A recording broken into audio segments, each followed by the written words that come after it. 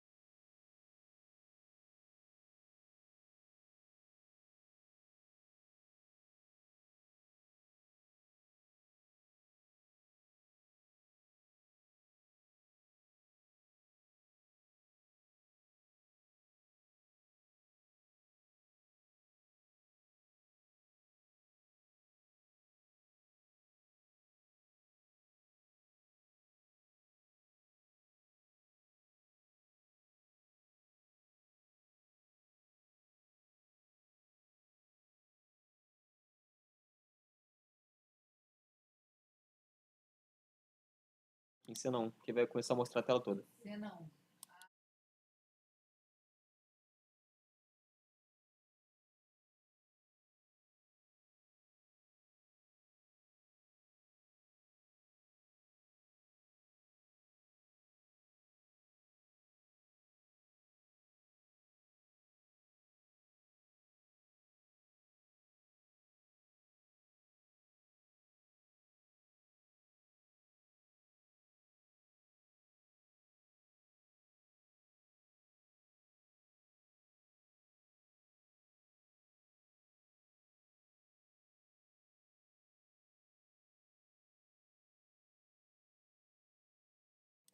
No 1 já tá já.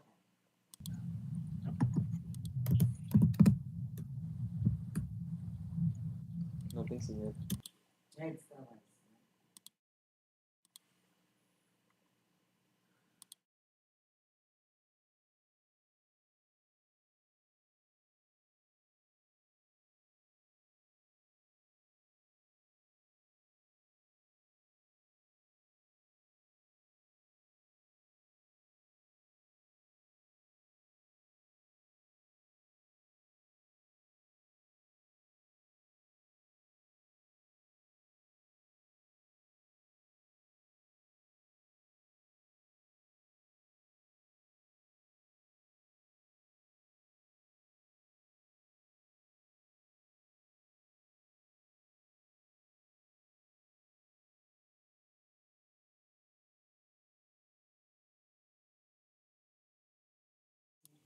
Sim, não, Odeio e começou.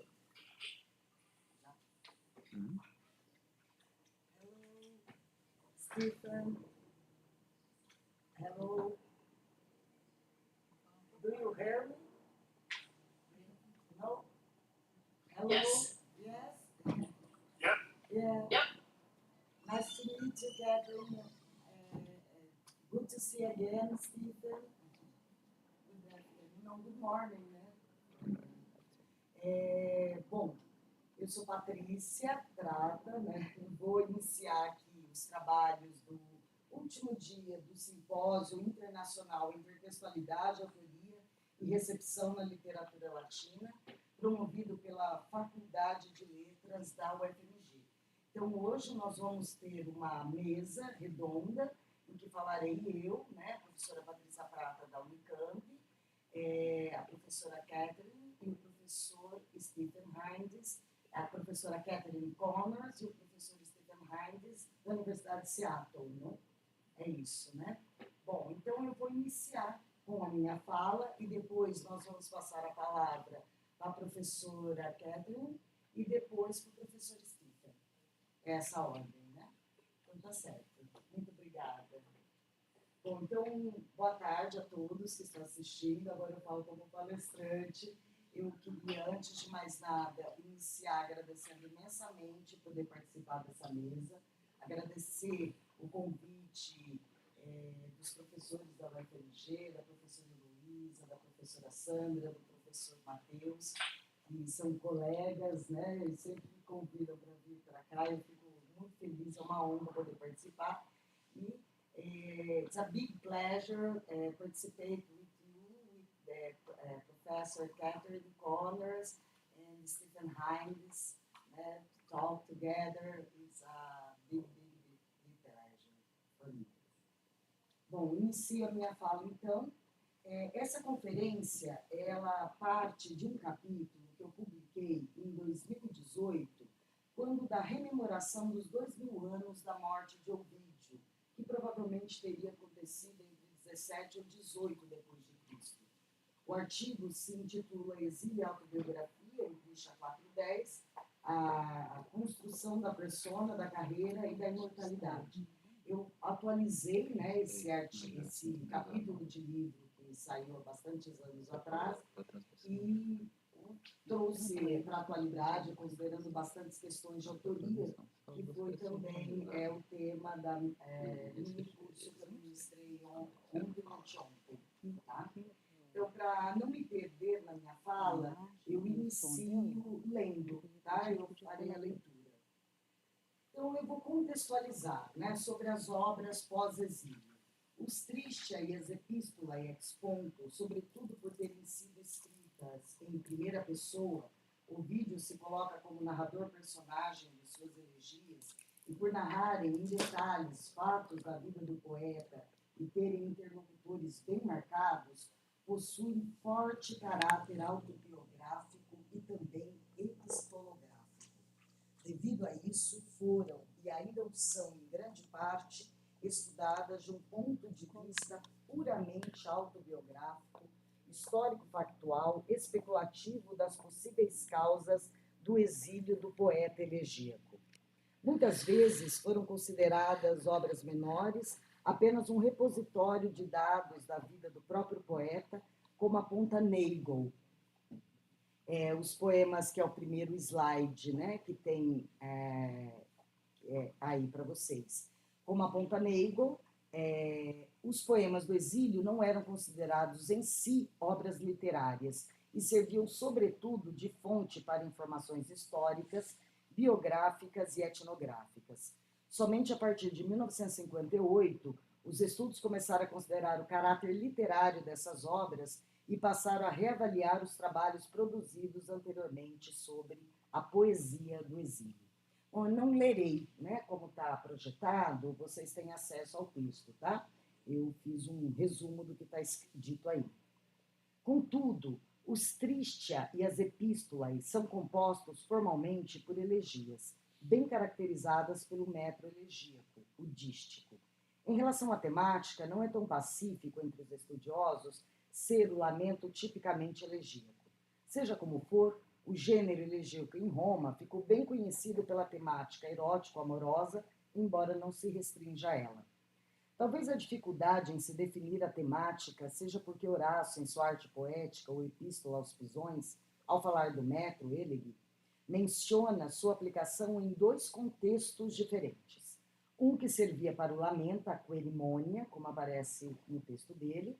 Você quer passar o próximo slide, por favor, muito obrigada. E outro para o esvoto, comuns nas origens do gênero epigramático, como nos relata Cezila, 2017, aproximando assim a elegia e o epigrama votivo. O epigrama de esvoto, contudo, não está ligado ao lamento.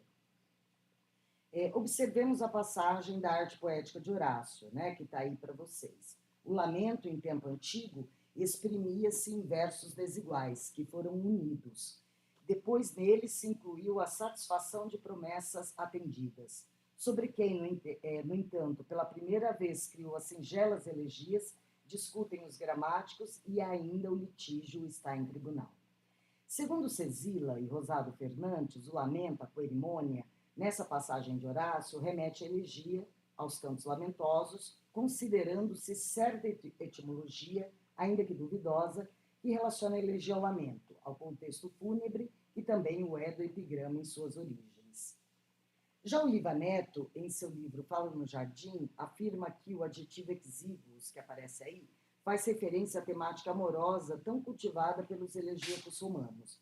Para o estudioso, a exiguidade da elegia corresponde à pequenez da elocução, que por sua vez é correlata à menor importância da matéria amorosa em comparação com as gestas épicas, casos trágicos. Sendo assim, o adjetivo faria referência à temática amorosa, que seria amena em comparação com a grandeza da matéria épica e do gênero épico. Rosado Fernandes, por sua vez, em nota sua tradução a esse verso, diz apenas que exíguos, elegos, está dito em comparação com a grandeza da épica. De todo modo, a elegia cabem a alegria, a temática amena, e o lamento, a querimônia, né, como caracterizado por Horácio, tomando emprestados dois adjetivos presentes no artigo de Labate, de 1987, o elegia triste ed elegia lieta, que foi publicado no Materiale Discussione. O gênero comporta uma temática variada, mais cotidiana, intimista e de cunho pessoal, pois muitas vezes o poeta escreve em primeira pessoa, personificando-se no texto. Mas isso não significa dizer que a narrativa em primeira pessoa na elegia seja a narração de fatos reais da vida do poeta, como que a expressão transparente de sua individualidade e realidade, mas a expressão de sua intenção retórica, como formula Clay em 1998, ou seja, da expressão do ethos do autor-personagem, forjado como um construto do próprio texto, do e no próprio sistema textual, sem se confundir com o eu empírico. Conforme Titrone et al., toda matéria elegíaca se organiza de acordo com uma espécie de retórica da sinceridade. O poeta como que procura convencer o leitor de que o objeto de suas composições reflete as mais íntimas vivências do fórum pessoal e existencial. Não é difícil, de resto, demonstrar até que ponto a experiência pessoal, referida pelos poetas elegíacos, reflete esquemas constantes e traduz situações repetitivas tendencialmente fixas. São precisamente essas convenções temáticas e expressivas conhecidas como código elegíaco. A relação entre persona poética e o autor empírico na poesia amorosa romana foi detalhadamente analisada por Vasconcelos em seu livro homônimo de 2016. No livro, o estudioso faz um apanhado crítico dos estudos sobre a temática, bem como arrola belas e pertinentes análises dos textos dos autores antigos, sobretudo Catulo e Ovídio, mas também Horácio, Virgílio, Marcial e prosadores como Cícero, Quintiliano, etc., com o objetivo de observar, citando Vasconcelos, como os antigos viam a relação entre o que se expressava em primeira pessoa na poesia amorosa, que o corpus aqui se delimita o estudioso, e o autor empírico que escrevera a poesia. Segundo Vasconcelos, há uma prática dos poetas romanos que revela uma indistinção entre persona poética e autor histórico. Um poeta trata da obra subjetiva do outro como se tudo o que ali estivesse dito em primeira pessoa fosse a expressão biográfica do autor. Mais precisamente, a construção poética de ego é retomada como a representação da figura do autor. Embora as informações sejam tomadas pelos leitores de poesia escrita em primeira pessoa como a representação nua e crua da pessoa do autor, o que está em jogo não é a figura real dele, o autor de carne e osso, mas sim o jogo poético estabelecido pela criação da persona poética, a qual, podemos dizer, se encontra em tensão, em jogo de força com a figura real do autor.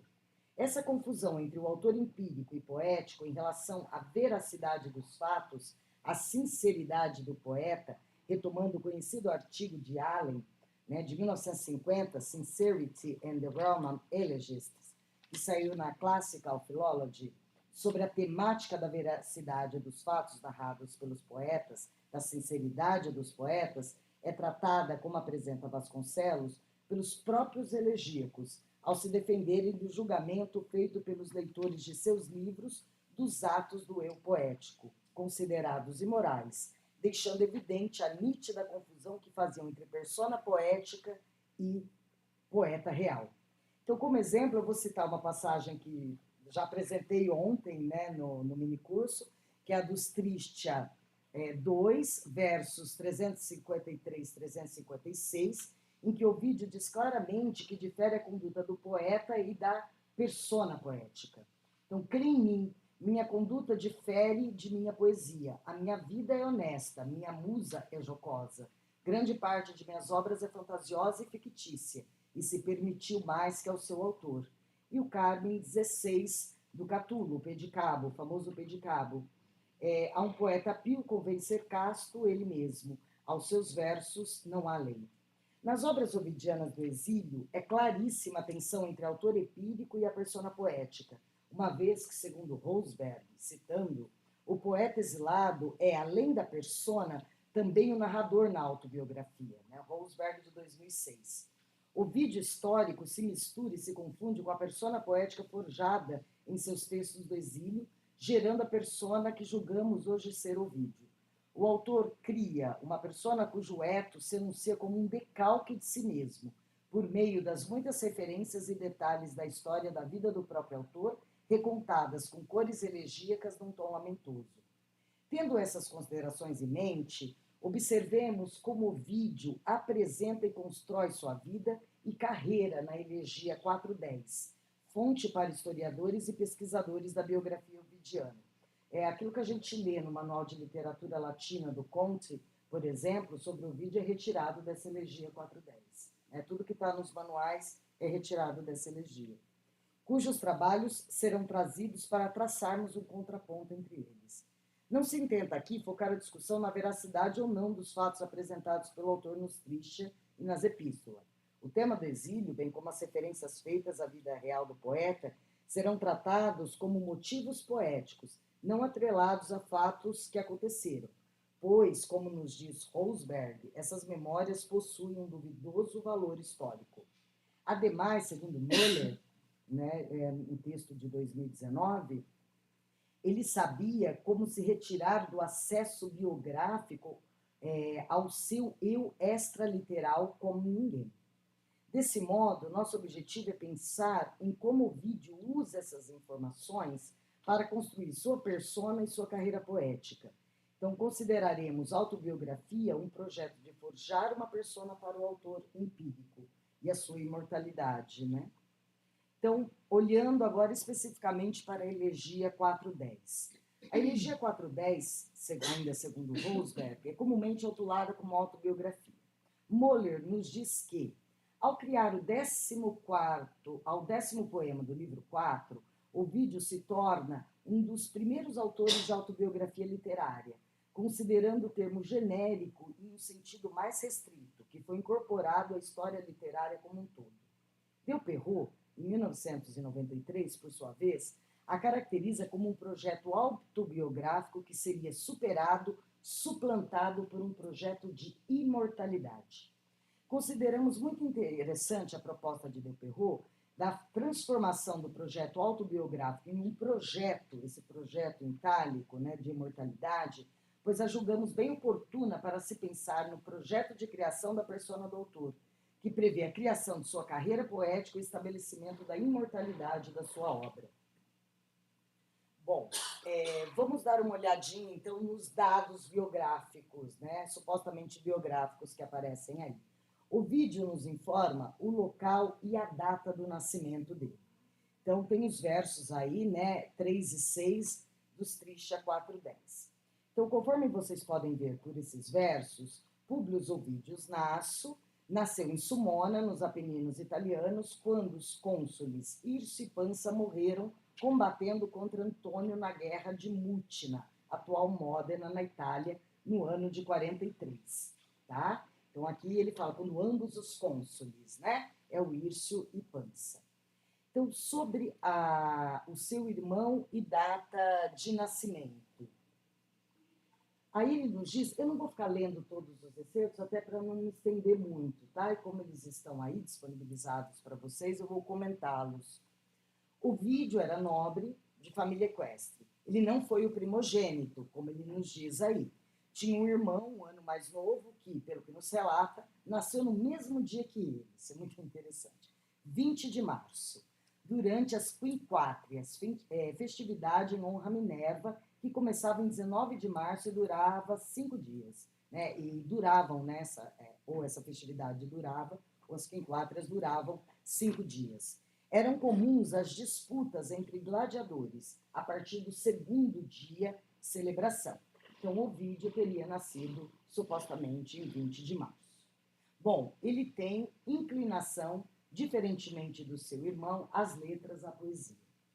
Acho muito interessante ele forjar isso daqui. Essa passagem é muito legal.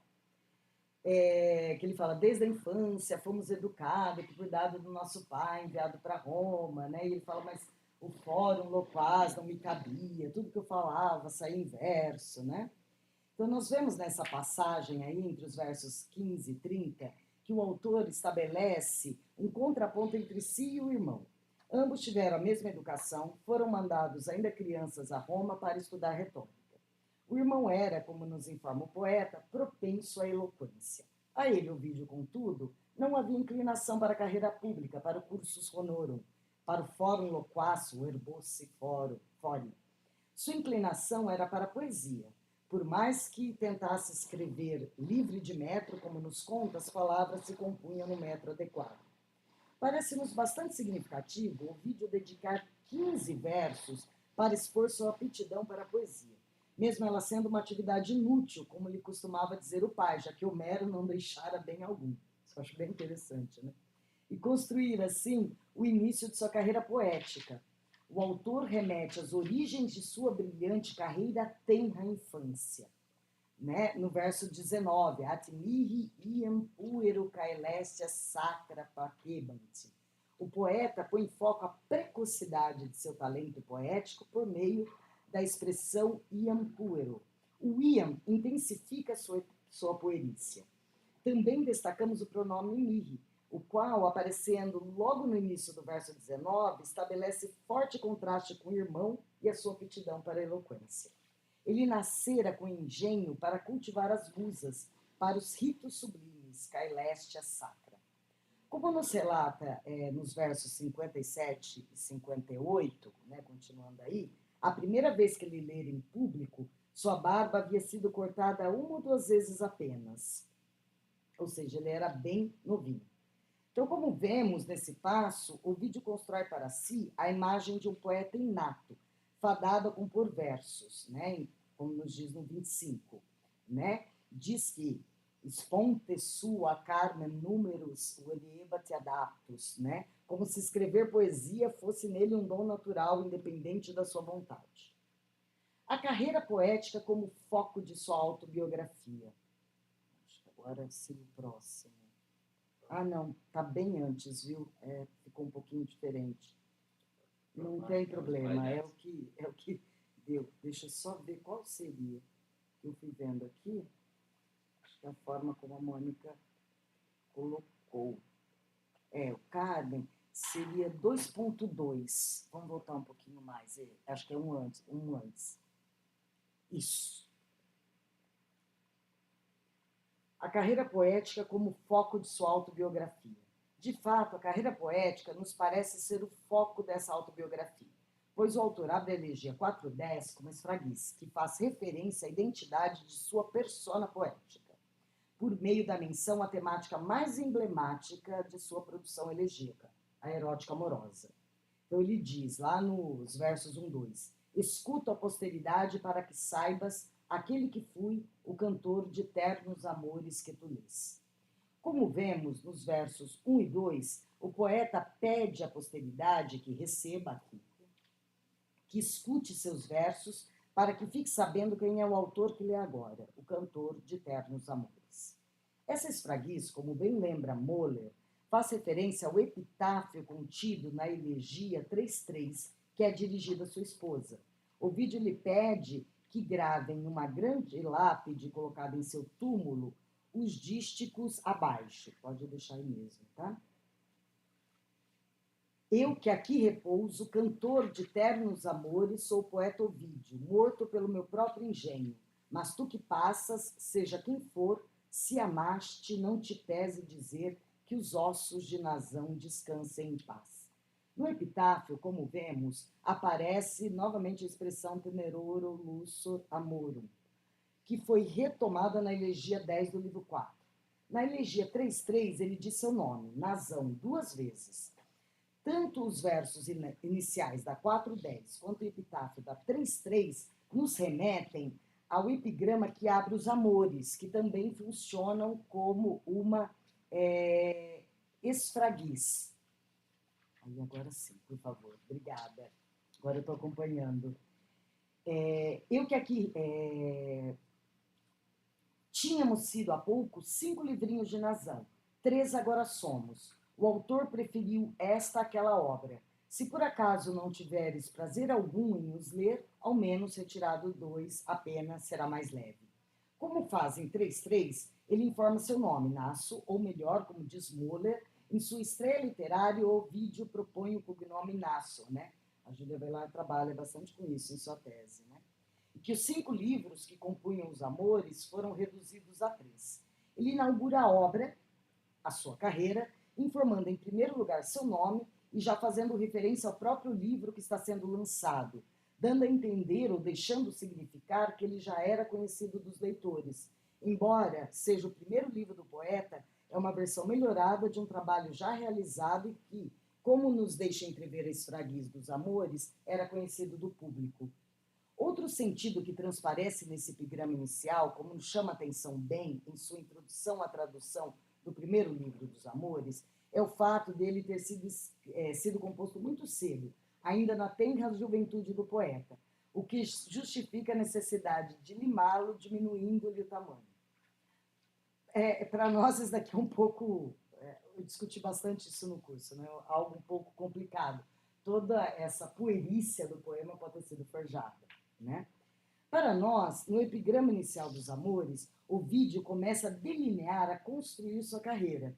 Ela tem início na infância do poeta, por uma aptidão inata, como construído na Elegia 410, como vimos há pouco, e com uma obra que é uma versão melhorada, a segunda edição de uma outra que possivelmente já era conhecida, como entrevemos em nossa leitura. Nos Tristia, o autor já é afamado.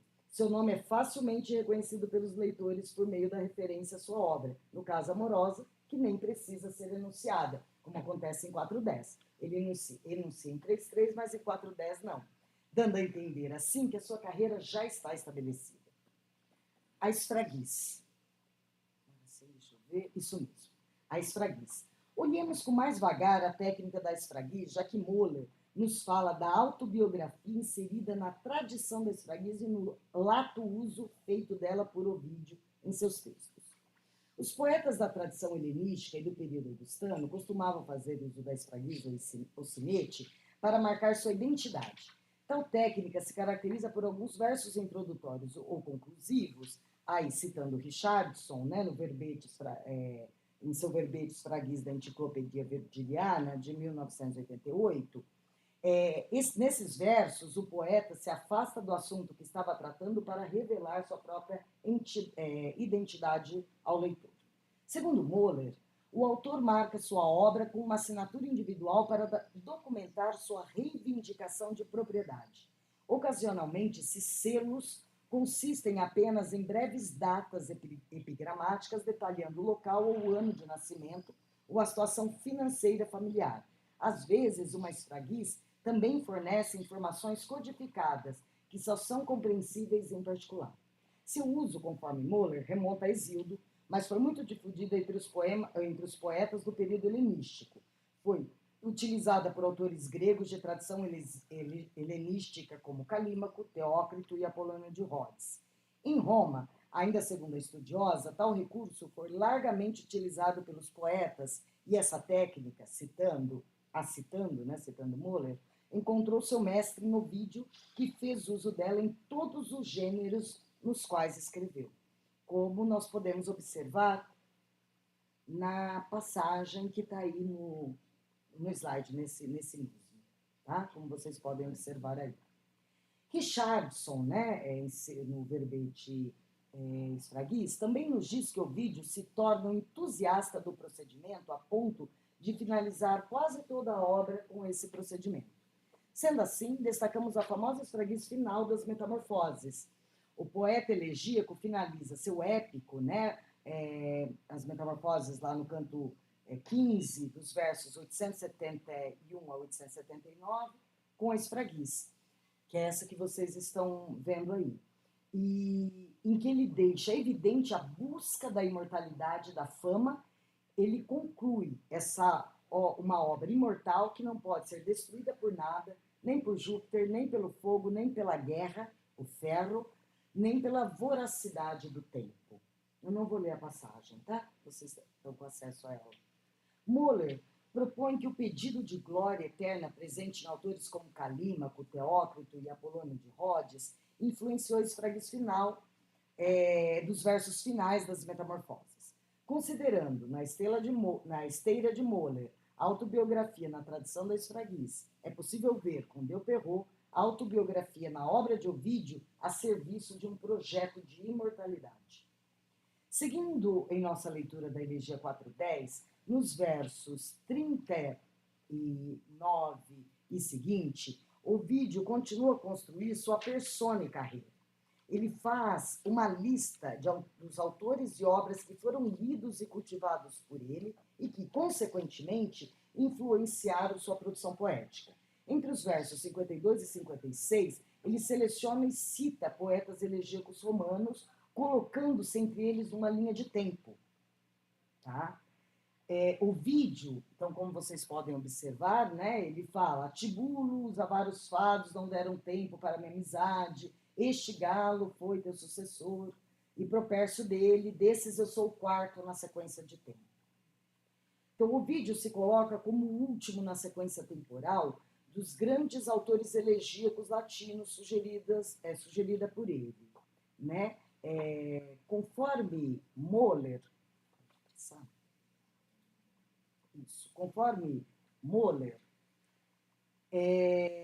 ao declarar-se como que ocupou a última posição em um catálogo de poetas elegíacos que parecem ser estabelecidos pela tradição, tanto quanto inovadores, Ovídio atribui a si mesmo a posição que deseja tomar dentro da história literária. Então, Ovídio, nessa passagem, estabelece um que se tornará o cânone de elegíacos, que seria depois retomado por Quintiliano, no livro 10 de sua Instituto Oratória. O Retor retoma os mesmos autores quando menciona os elegíacos latinos e suas características, ajudando a fixar o cânone proposto por Ovídio, o qual é estampado em todos os manuais de literatura latina. Pode deixar aí mesmo, viu? Continua aí. Então, olha lá o que nos diz o Quintiliano. Também os gregos desafiamos na elegia, cujo autor mais polido e elegante me parece ser Tibulo, a quem prefira Propércio, Ovídio de todos é o mais lascivo, assim como o Galo mais duro. É pertinente trazer o brilhante comentário crítico feito por Vasconcelos a este cânone estabelecido por Ovídio, quando dá leitura dele a esse nosso texto. Nesse cânone, Galo é o fundador do gênero, Catulo não aparece, embora um poema como 68 seja nitidamente uma elegia. Somos influenciados por esse construto ovidiano da tradição elegíaca romana. Ao se falar em elegia, sempre se começa com Galo, e Catulo só comparece marginalmente. Fecho a citação de Vasconcelos. Enfim, hoje Ovídio é considerado pelos estudiosos o último grande poeta de Augusto. E é interessante pensar que a posição ocupada pelo autor odiernamente seja preconizada, vaticinada por ele. Se diz que a elegia morreu com Ovídio, né? Novamente, ainda, né, segundo o comentário de Vasconcelos feito a esse nosso texto, citando, é curioso que Ovídio lance muitas vezes mão da palavra vate e, ao mesmo tempo, vaticine sua glória futura em mais de um momento. A palavra retoma em contextos assim seu sentido de profeta. Bom, sobre o exílio agora. Dando sequência aí à leitura da Elegia 410. Nosso poeta dá sequência aos relatos de sua vida. Ele fala de seus casamentos, de sua filha e do exílio por ela também sofrido e da morte de seus pais. Após isso, isso entre os versos 69 e seguintes. Após isso, ele comenta e relata o exílio sofrido por ele. Aí entre os versos 99 e 100. Acho que é isso mesmo. Isso. Então, nesses versos, ele diz, né, após meu nascimento, coroado com a oliveira piséia, o cavaleiro vencedor já conquistara 10 vezes o prêmio, quando para Tomos, à esquerda do mar Eusino, ordenou-me ir à cólera do príncipe ofendido. O motivo de minha ruína, bem conhecido de todos, não precisa ser atestada por mim. Então, para dizer sua idade, quando do exílio, Ovídio tinha 50 anos, ele faz referência aos Jogos Olímpicos por meio do adjetivo Piséia. Pisa e Olímpia são duas localidades importantes na história dos Jogos Olímpicos na Grécia Antiga. Pisa era uma cidade-estado que, juntamente com Élida, disputava o controle dos jogos que eram realizados em Olímpia. Os jogos aconteciam a cada 5 anos na contagem dos romanos. Para André, o conto romano do intervalo das Olimpíadas difere do grego, que é a cada 4 anos, devido ao fato delas começarem em julho, completando 5 dos anos romanos, que começam em janeiro. Então, para Leque, os romanos traçam uma equivalência entre o intervalo das Olimpíadas e o lustro, um período de 5 anos do cargo de censor. Então, aos 50 anos, no ano 8 depois de Cristo, 7 ou 8, né? No ano 8 depois de Cristo, Ovídio é enviado ao exílio na cidade de Tomos, que é a atual Constança, na Romênia, na costa ocidental do Ponto Euxino, hoje o Mar Negro, vindo a falecer nesse local em 17 ou 18. A verdadeira causa do exílio é até hoje um mistério. No verso 99, Ovídio nos... Tá tudo certo aí mesmo.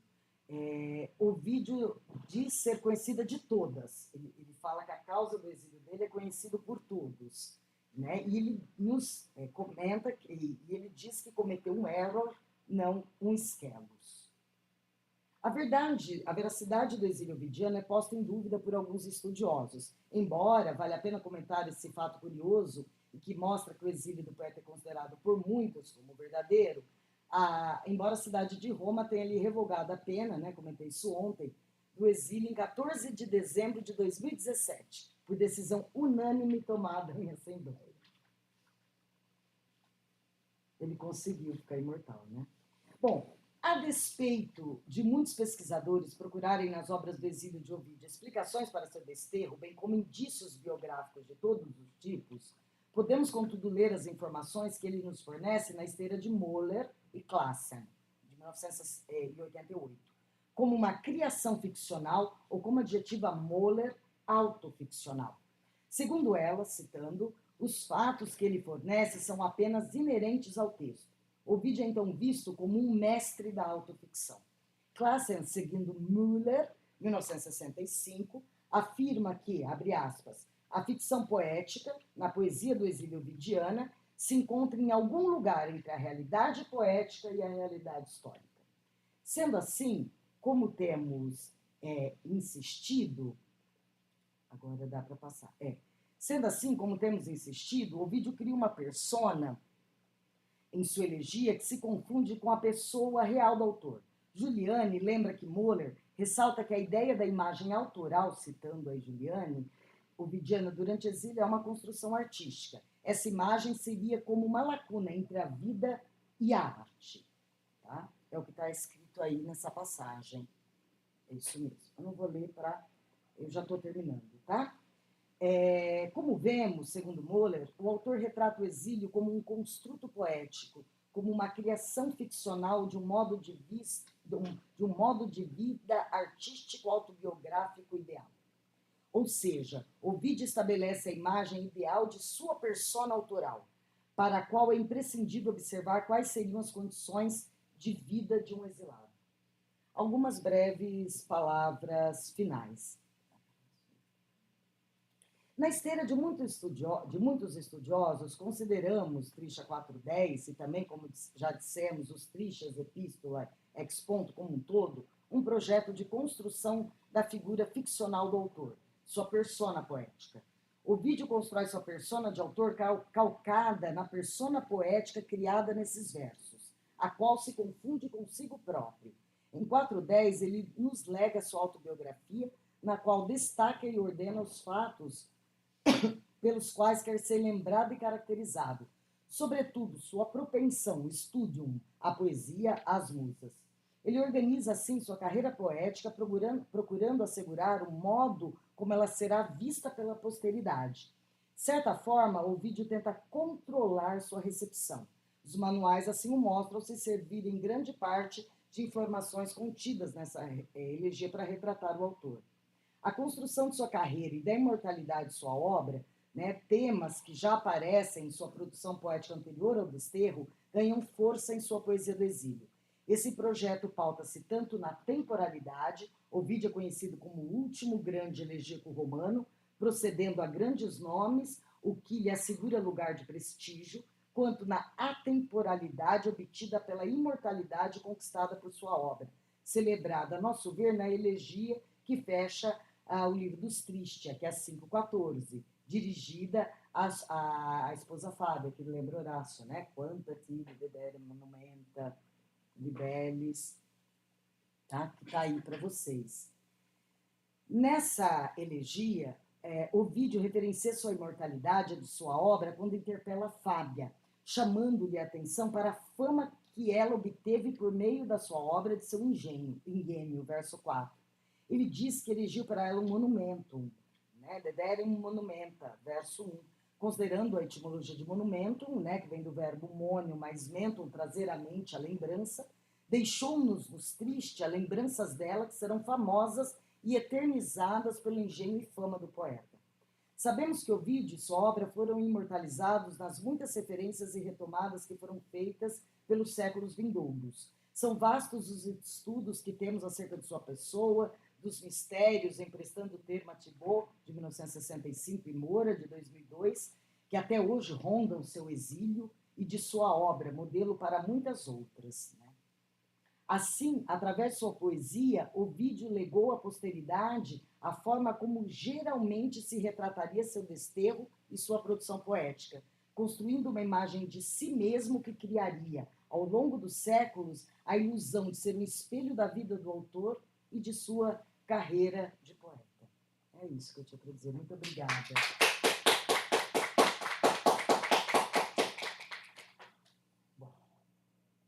In this moment, I pass the word to Catherine Connors.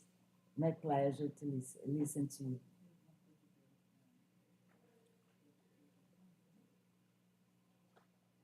Pergunta para ela se ela quer projetar alguma coisa.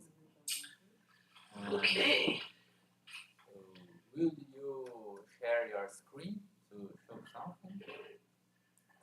Yes.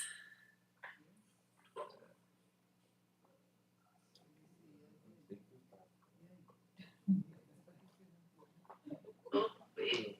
Can you share the screen or? I'm not sure I'm pressing the right thing.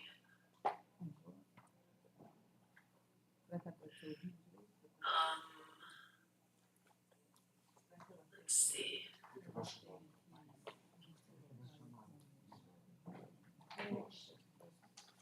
Dá uma passadinha no banheiro, então.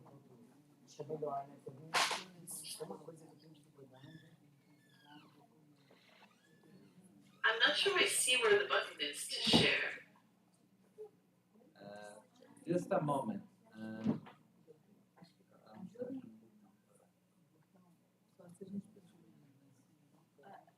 It looks like we have to stop Patricia's Prata sharing, and then we'll have the opportunity to add yours. Just a minute, Okay. Catherine. Thank you.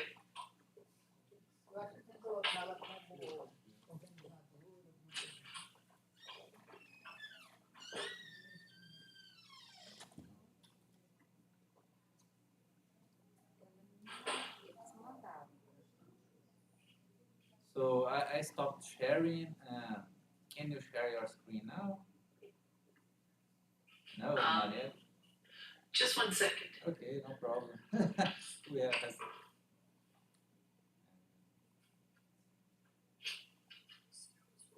can't see.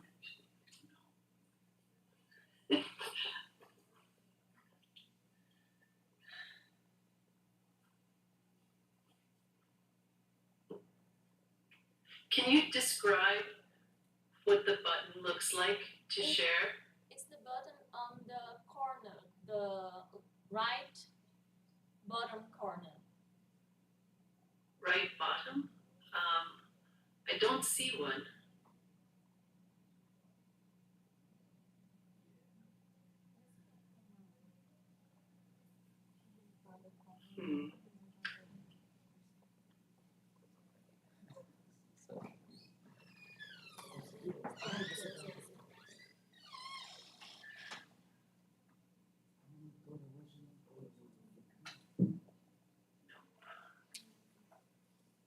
Yeah, we are trying to figure out if you can actually do it, right? Because maybe we have to grant you permission. We don't know. We are trying. Okay. Now can you see the button?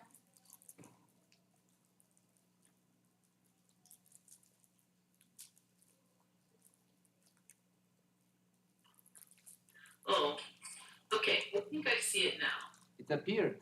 Nice, appeared.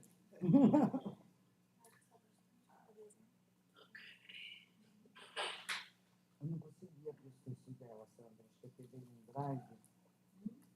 Acho que os textos que ela enviou veio num drive, não consegui abrir. Ai, a gente é péssimo com tecnologia, gente. Ah. Só de ler no computador. Are you seeing my screen share? Só de ler no computador. Eu já fico. No, Not yet. Did you place the file on the top, bottom, right button? bottom right button now.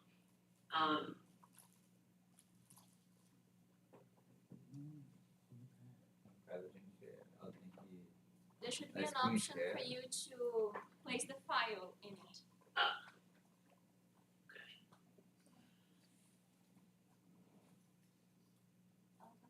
I don't know what that meant though. Ah, eu também não sei. Apareceu a área de vídeo dela.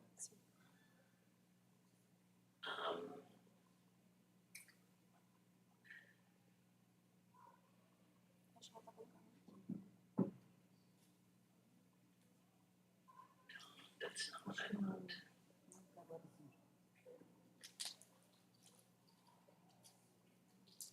Is my PowerPoint open? Yes, it is. Is it a window?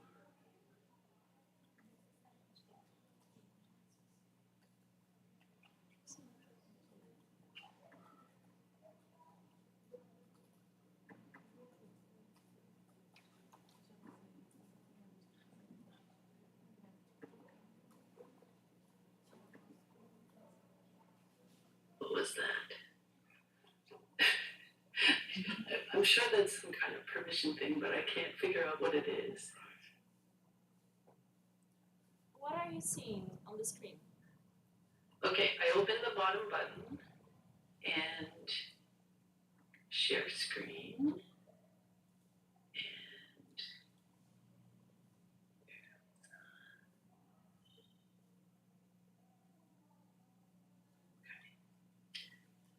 try that again. I can show you my entire screen, I think. And then maybe you could guide me through it. Okay.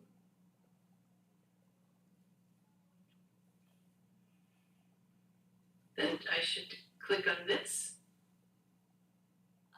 I'm not seeing anything. Oh, Coisa, né?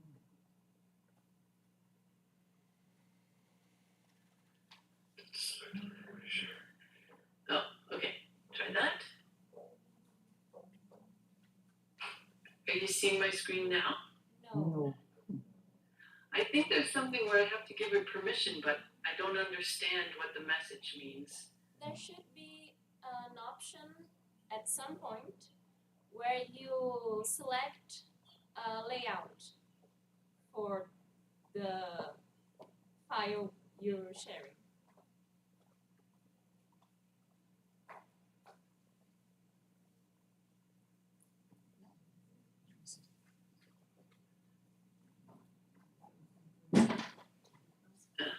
Very sorry.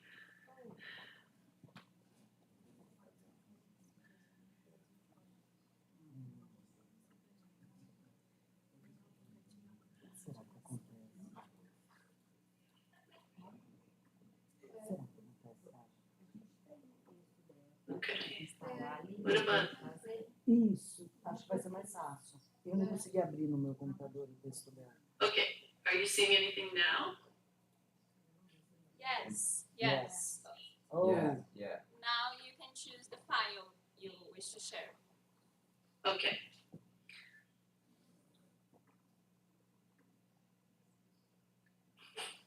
And are you seeing my slides now? Tá vendo que eu tô fazendo? No, the screen is still sharing the drive. Okay. Sorry. Try that again. I think you have to change what tab on your computer you're sharing. Okay. eu não consegui abrir esses aqui. Stop sharing.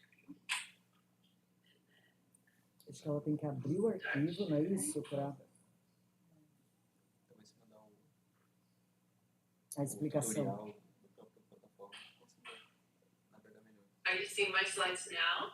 Não, ela tá conseguindo Vamos ver. compartilhar. Ela não- Yes. Yes. Yes, we're seeing it now. Okay. Yes. Oh, great job. Sorry. Great job. No, no problem. Great job. Thank you. Okay. Now, We're sorry for that. if I do that. Oh, Okay. yes. Quando for o Stephen, se ele precisar, Otávio, vai ser a mesma coisa, né? Isso. Eu deixei o link aberto com o tutorial ali. Ah, Quando tá. você quer. Eles estão juntos também, então. É, Agora são ele já dois viu, né? computadores diferentes. Mas Okay,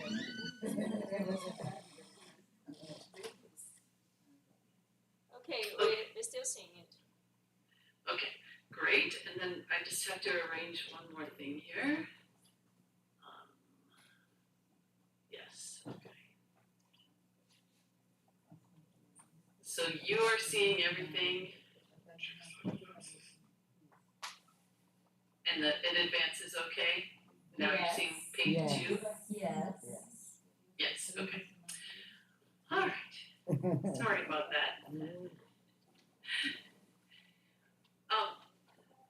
So this QR code can take anyone to the text of the whole talk, and there is also a handout there for the talk that includes the poem that I'm mostly talking about.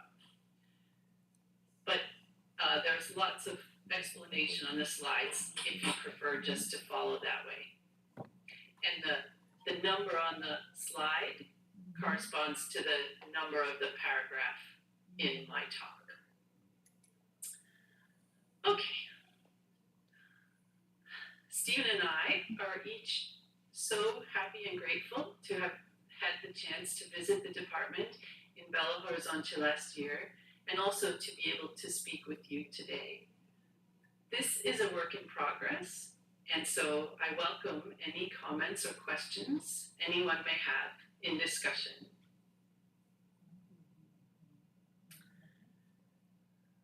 So I'm going to talk about this papyrus. One day, during the 2nd century BC in Ptolemaic Egypt, a man named Dryton turned over a contract in his own handwriting, promising to pay back for wheat he had borrowed in 174 BCE. On the back side of the contract, Dryton wrote out this text that you see on the slide and which you have on the handout. In it, a jealous woman complains at the door of her lover. Since its discovery and publication in the 1890s, discussions of this text have tended to fall into separate strands. It forms a small part of papyrological studies of the whole archive in which it was discovered. Second, for literary scholars, it is an example of a song on the doorstep, Para Clausithra, and this song is sung to a beloved. It has similarities to mime, comedy, and elegy. A third strand can also be brought to its interpretation. Many recent studies have opened up new kinds of questions about the representation, material circumstances, and agency of female performers in ancient Greek and Roman antiquity.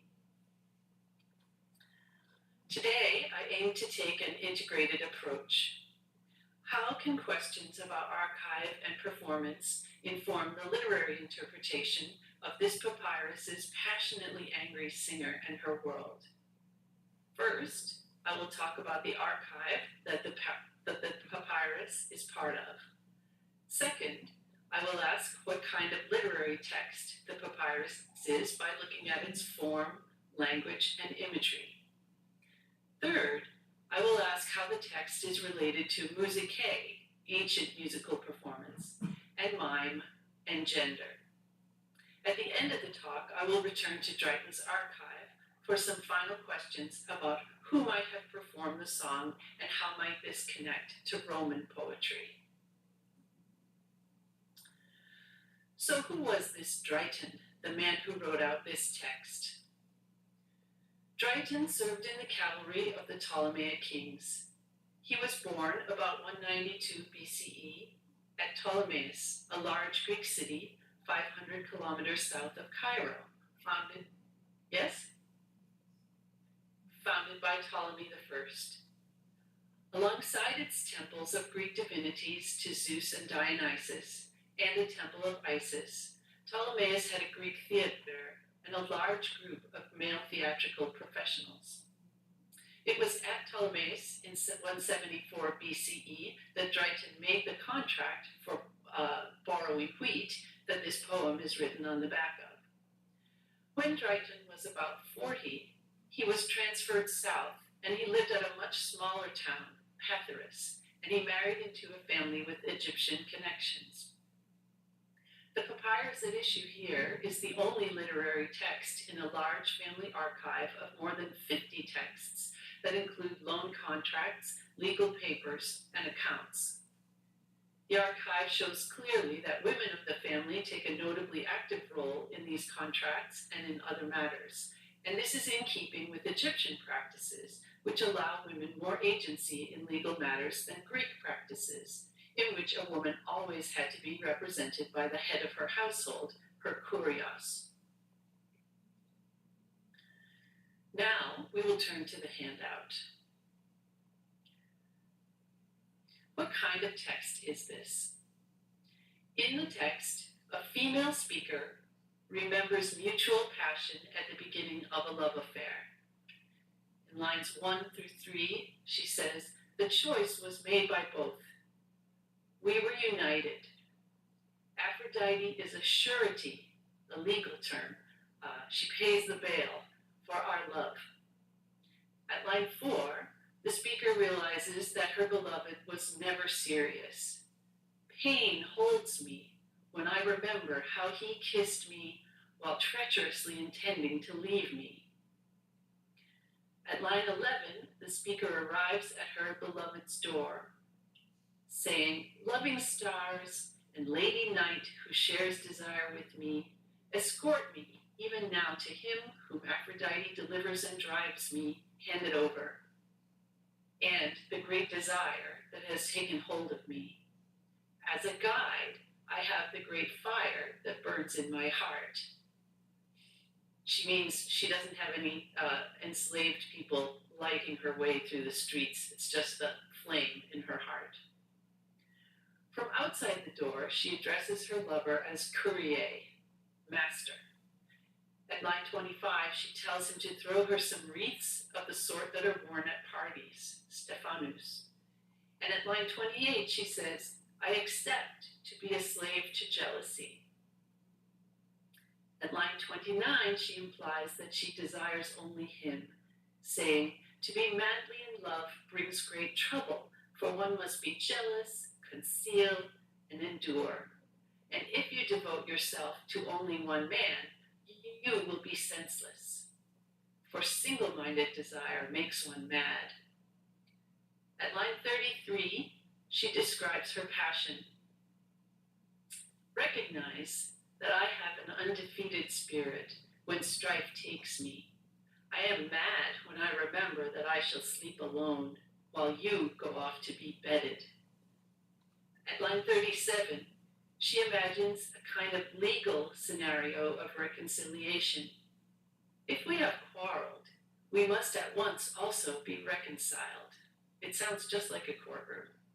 She says, "Is it not for this that we have friends who will judge who is at fault?" The last few surviving lines contain another look back at the relationship. At line 50, she says, "You were the first to seduce me." And at line 52, there's a fragmentary reference to marriage, something about that we be married. Overall, commentators have noted that the language of the poem is generally direct and expressive, rather than artificial and literary. Elena Esposito has noted the numerous instances of legal language. Delivering someone in bondage, eudokeo in line 28 is a word about coming to a legal agreement, various other things. Lorenzo Battezzato has made an attractive argument that the reference to speaking in the very last line of the fragment, line 62, "It has been spoken," is the actual last line of the poem, and that it evokes the language of the courtroom, in which speeches typically end with a verb of speaking, something like the English phrase, "I rest my case." Overall, all of this legal language is striking. It's funny for a hetaira to talk like someone who is party to a lawsuit, and this calls attention to the power and status differences in the hetaira-kurios relationship. Legal language invites the audience to contrast the woman's experience of passion and jealousy with the world of legal claims and petitions. We have a lot of evidence in papyri from Hellenistic Egypt, including many items in the Dryden archive, evidence that some women could take a very active role in some legal transactions and complaints. Still, here, the pleasure for an audience comes in recognizing legal language being used in a situation that would not make it to the courtroom. We can compare the second mime of Herodas. In this poem, a man named Bataras pleads his case to the audience when a certain Thales has abducted a woman from Bataras's brothel. The audience is invited to laugh at the outrage of this man, Bataras. He is a Kinaidos, an emetic, a non-citizen immigrant at Kos, and he has no real access to the courts to solve his problem. In a similar way, in Terence's play The Brothers, Adelphoi, the pimp, Sanio, regrets his lack of legal options. The passage is very similar to the Herodas passage. Overall, the text of this papyrus does not reflect a particularly pro-woman point of view. Kostas Paniotakis makes the point that women's roles and discourse about women in surviving Greek and Roman mime texts tend to reinforce rather than challenge or subvert dominant male ideas about the subordination of women. Peter Bing notes how frequently the speaker of the papyrus says that she is being acted upon by forces beyond her control. It's been less discussed that the woman in the papyrus repeatedly addresses her beloved as Kyrie. This is the word for the male head of household. This is an expression of subordination, but also a claim to protection. Papyrus letters from Egypt show women in similar positions addressing men they are involved with as Kyrie, master, as for example in a Greek letter from a dancer of the cat goddess to her Kyrios. At the same time, perhaps in a contradictory way, the speaker of the papyrus clearly presents herself as a hetaira who needs to protect herself by not loving any one man. In this, she resembles the position of new comic hetairae, such as Gymnasium in Plautus's Kistellaria. If we only knew more of the context of the reference to marriage in the papyrus, if only we did, maybe the scene was similar to situations in Athenian oratory and comedy, in which a woman who is not in a position to produce citizen children nevertheless occupies a quasi-married position within a citizen man's household. Finally, the presence of the motif of enslavement is very striking when the woman says, "I accept to be a slave to jealousy." Is this real or metaphorical servitium amoris, love as slavery? Male Latin elegiac poets who tell their beloved girlfriends how passionate they feel make extensive use of enslavement as a metaphor for love, servitium amoris. The slide lists a few examples of this frequent trope. The situation in the papyrus is quite different for a speaker who is actually a hetaira. Whether enslaved or free, she depends on men for her livelihood. The verb eudokeo, I consent, is used as an expression of consent in legal contexts. How would it sound in performance? Would it be ridiculous for a subordinate, perhaps enslaved, to consent to a situation that they describe as enslavement? Or is there room for something more poignant?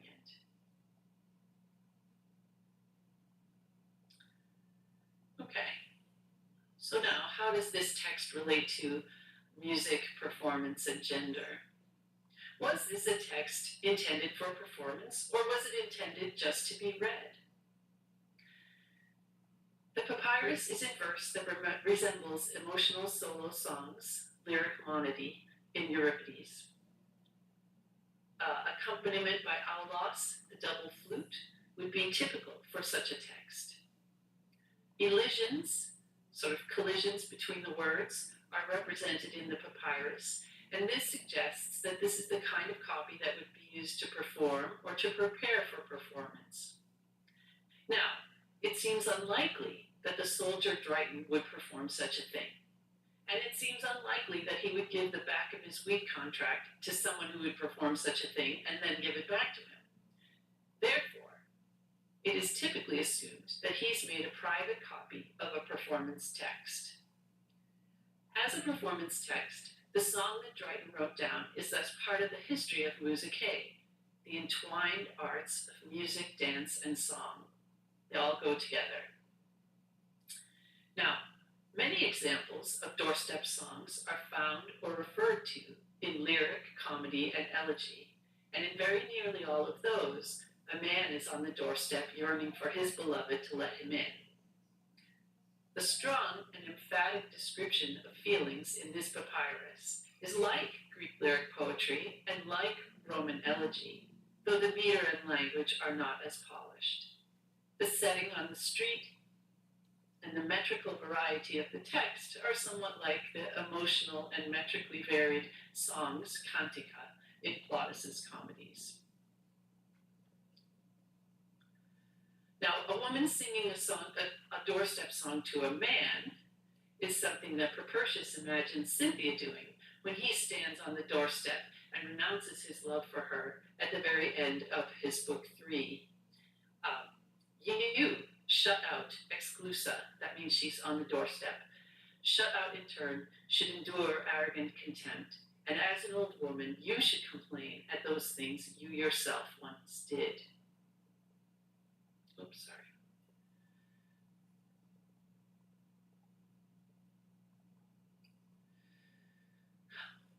Now, this papyrus is typically discussed as an example of the very amorphous, messy category of mime. For centuries, tragedy and comedy were clearly defined genres whose use of meter, song, masks, and performance occasion clearly marked them as different from the ordinary ways people talk among themselves. Women did not perform speaking roles on stage in comedies and tragedies performed at public festivals. And as you know, in these productions, male actors performed the female speaking roles. Mime was much less sharply defined as a genre than tragedy and comedy, and the term mimos, imitator, signals that it is in some ways typically much closer to imitating the ordinary ways people talk and behave. One of the terms for a performer of mime was biologos, someone who provides a lifelike representation. Mimes could have elements of music, dance, lyrics, or spoken dialogue. Literary mimes could include the mostly lost prose women's mimes and men's mimes of Sophron of Syracuse, which Plato was said to have read. These texts were commented on and quoted from as literary texts by Athenaeus and others. They may have been performed at symposia. In beginning his discussion of types of poetry and music as examples of imitation, mimesis, Aristotle mentions that there is no shared term to describe the works of Sophron and Xenarchus, another mime author, and Socratic logoi, Socratic dialogues. The poems of Herodotus, called mimeans, depict short, vivid scenes of daily life in meter. Several of Theocritus's hexameter poems present scenes that seem related to mime in a very polished and highly elusive literary idiom. The term mime is also applied to informal and unscripted performances on stock themes. We know from literary sources that one stock theme was the adultery mime, in which a woman farcically conceals her lover from her husband. Another theme of such unscripted mimes seems to have been the komos, drunken procession, which could well include a doorstep song. Xenophon describes a mimetic performance by a boy playing the kithara, lyre, and a female dancer who perform at a symposium as Dionysus and Ariadne, while accompanied by a female aulos player. A few papyri seem to be private or performance copies of mime scenes. These are generally characterized as popular mime because they do not display the highly crafted and elusive qualities of other Hellenistic literature. But more and more, it's hard to draw a line between popular and literary all the time. Mimes that were performed without masks, mimes that were performed without masks, and they could include women playing female parts. This is part of what marks mime as different from comedy and tragedy. Sometimes display of unclothed or partially clothed female bodies was part of the plot. Christian men in time became very concerned about the corrupting power of female mime performers. Women and men who were part of mime performances could be speaking, singing, dancing, playing a musical instrument, or any combination of those. Now, if this papyrus is understood as a mime, should we conclude that it was performed by a woman? Not necessarily. Athenaeus mentions magoidoi, men who wore women's clothing to perform solo, comic, and racy scenes in the character of a woman, kind of a drag performer. So some scholars believe that the papyrus was or could have been performed by a magoidos. But I myself feel cautious about assuming this. Have critics been assuming that because this text has some literary qualities, it cannot have been performed by a woman? With Filimovic, who said in 1897 about this text, "It's hard for me not to think of the action and music being entrusted to a female performer," I want to keep the question of female performance open for now. To explore the possibility of a female performer for the papyrus, we can look to the broader patterns of evidence for women performing musicae in ritual and domestic contexts. Female choruses performed in various cities. In addition to the surviving textual evidence for female poets listed on the slide, female performers in a variety of settings are represented in vase paintings. There are many textual and visual traces of female performers in the Hellenistic period. Some of the most high profile of these performers were associated with royal courts. Alexander was impressed with a musically talented woman. She was a Saltria. The orchestress dancer Pharsalia was given a valuable gold wreath by Philomelus, tyrant of the Phocians. Sadly, a mob of young men killed her to get it. Performances of mimes was associated with the Macedonian and Ptolemaic courts too. Philip of Macedon had a reputation for surrounding himself with outrageous performers who were imitators, mimus, of ridiculous things and creators of shameful songs. While this and similar passages do not mention female performers specifically, Athenaeus, in his book The Deipnosophists, in the part about hetairai, Athenaeus quotes Polybius' account of Ptolemy II and his relations with numerous female hetairai, some of whom were performers. Polybius said, "Are not the most beautiful houses at Alexandria called those of Myrtion and Mnesis and Parthene? And yet, Mnesis was an aulos player, and so was Parthene, and Myrtion was one of the Dicteriadon mime actresses who displayed themselves publicly." In addition to these performers, Ptolemy also associated with a famous woman named Glaucae, who was highly regarded for her musical talent. We know too of a lyre player, Kitharoidos, named Satyra, in the household of Apollonius, one of Ptolemy's generals. And female entertainers traveled with armies. So, Dryden too could have had this song performed, I think, and himself entertained by a woman. So now a few remarks about female performers and hetairai, which is the Greek word for a woman who you pay for sex. During the 1st century BCE, Cato the Younger was said to have left the performance of mime at the civic festival of the Floralia at Rome in case his presence would inhibit the audience from calling for the mime actresses to take off their clothing. In describing this incident, Seneca called the performers sex laborers, using the Latin word meretrix. Indeed, male authors typically associate mime actresses with sex labor. Scholars, too, sometimes assert value-laden distinctions between professionals who provide skilled performance of music, song, and dance, on the one hand, and, on the other hand, sex laborers who also provide entertainment. Yet, as scholars, we do not need to adopt this same value-laden vocabulary of propriety or respectability to talk about the experiences of performers and their work. I don't want to glamorize the dehumanization and human trafficking that are part of the infrastructure of sex labor, and I don't want to suggest that status, being a hetairai or not being a hetairai, do not matter in tangible ways in the lives of individual women. At the same time, I do not assume that women who were hetairai, whether free or enslaved, were for that reason alone less skilled performers than non-hetairai. In some contexts, it's clear that an individual characterized as a hetaira can perform music or dance or comic sketches very skillfully. Also, being a highly skilled musician or dancer does not necessarily protect a person from the expectation of being sexually available. #MeToo.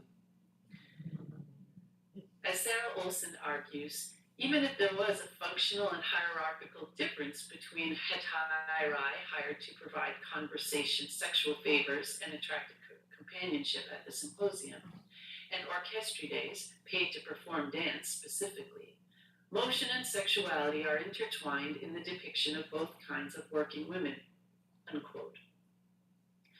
The performances of mimes and hetairai or meretrices can be even more deeply entangled. In her article, Inventing the Hetaira, Leslie Kirk argues that the conceptual category of hetaira, literally the word means companion in Greek, offers men a mimetic image of a relationship of equality. In this way, one could argue, all actions of a hetaira are a kind of mime. A fragment from the opening of Menander's Thais captures this idea very vividly. Sing to me, Aede. Sing to me, goddess, of such a one, bold, ripe, believable, a wrongdoer. She locks the door, makes frequent demands, loving no one, and always pretending. A hetaira who shuts out a lover is what men fear and complain about, that she's only been pretending to care for him. A hetaira calling out from a doorstep to her kurios is what men want to believe. They want to believe that women they pay are actually in love with them and willing to seek them out when they are off the clock. That's what's being performed by the hetaira on the doorstep in Drayton's papyrus. So now I want to say a little bit about unwritten histories of women's performances. In surveying recent work on actresses in England during the 18th century, Laura Engel acknowledges the gaps that characterize archival records of women performers' activities, choices, and personal lives. Quote, she says, writing about actresses, like writing about history or about the ephemerality of the theater and performance, requires accepting the fact that most conclusions are based on well-informed, contextualized assumptions and not on uncontested facts. Unquote. The gaps in the evidence are even bigger for ancient women performers. Inscriptions show something of the kind of people who did this work, and Drayton's papyrus and its archive show something of the kind of work it might be. Drayton's family was unusual in their community for the presence of enslaved women called by Greek names in the household. Drayton's last will mentions Eirene and Ampleon, bequeathed to his daughters, enslaved women bequeathed to his daughters, and Myrcene and her child, enslaved, bequeathed to his son. The name Ampelion carries associations of wine. Ampelos is the Greek word for vine or vineyard. Some women in ancient comedy have names that are associated with grapes, wine, and drinking. Young women with such names include Ampeliska from Ampelos, vine, in the rudens, Astaphium from Astaphis, raisins, in the truculentus, Bacchus, with a name evoking Dionysus, in the Bacchides. In the Sticus, Stephanium from Stephanus, wreath, such as you would wear at a banquet, participates in banqueting at the end of the play. In Plautus's Aulularia, Staphyla from Staphylae, a bunch of grapes, is an old woman. The slave woman Bromia in the Amphitryo also bears a name with Dionysiac associations. Outside of the fictions of drama, Zenon, clerk to Ptolemy II's finance minister, and Apollonius, received a letter from Satyra asking for provisions and clothing promised to her and her mother. Zenon's records call Satyra a kitharoidos, a term used for a highly skilled player of the kithara, the lyre. Now, whatever kind of music she performed, associations with satyrs suggest that her name could signal that she was a boisterously attractive presence at parties. It's at least plausible, I think, that a person with the name Ampelion could have been a person who sang banquet songs. Could this Ampelion have sung the doorstep song recorded on this papyrus? The fact that Ampelion is not mentioned in Dryden's earlier wills is not proof that she was not then part of the household. The first will is very fragmentary, and the second divides the property in a very undetailed way.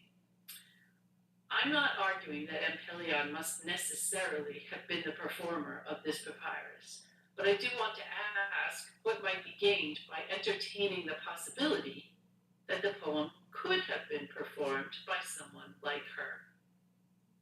Interpreting this name, a material trace of a woman whose working life was associated in some way with men's pleasure at banquets, can expand our attention to and understanding of the activities of female performers across the Greek and Roman world.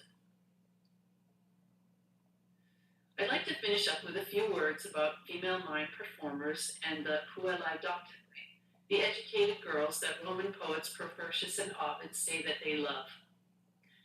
Because elegy, satire, and novels have scenes that seem to be drawn from mime, mime has been described by Elaine Fentham as a missing link in Roman literary history.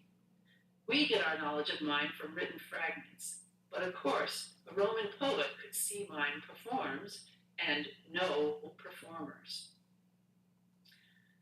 And here I think we can see that having a puella docta, a musically skilled beloved, can be part of the poetic persona. Gallus's mistress, Cytheris or Lycoris, has been called the original Docta Puella, and she was a mime actress, and I have the evidence for that on the slide here. Propertius celebrates the skillful song, music, and dance of Cynthia and calls her Docta, and some evidence for that is here. The girl herself creates my inspiration. If she plucked a song on the lyre with her ivory fingers, I marvel at how skillfully she uses her nimble hands. He says, goddesses should yield to Cynthia, goddesses who Paris once saw remove their tunics on the heights of Mount Ida. This seems very similar to the Judgment of Paris sort of striptease mime in Apuleius's Metamorphoses. Propertius also says, I don't love Cynthia for her beauty as much as I love her for how beautifully she dances when the wine is on the table, like Ariadne, and as much as I love her when she plays the lyre, and when she sets out her own writings as rivals of those of ancient Corinna, and does not think the songs of Corinna are equal to hers. Ovid, too, celebrates the creative powers of a puella docta, partly because he names his mistress Corinna after the Greek poet who was a rival of Pindar. In the passage quoted here on the slide, Ovid describes being infatuated with other skillful docta, musicians. The word docta was also used of real female theatrical performers, as seen here in the epitaph of Licinia Eucharis. I, learned docta, trained as if by the band of the Muses. Such a puella docta can be understood as one who has been taught enough to listen to and read what a poet has written. But what might such a woman, if she has experience in mime, that is, knew how to compose and perform songs sung in mime, what could such a woman be able to teach a poet? That's also a question worth asking. Mime performances became part of the Roman festival calendar in 173 BCE, when the Floralia was instituted as an annual joking festival.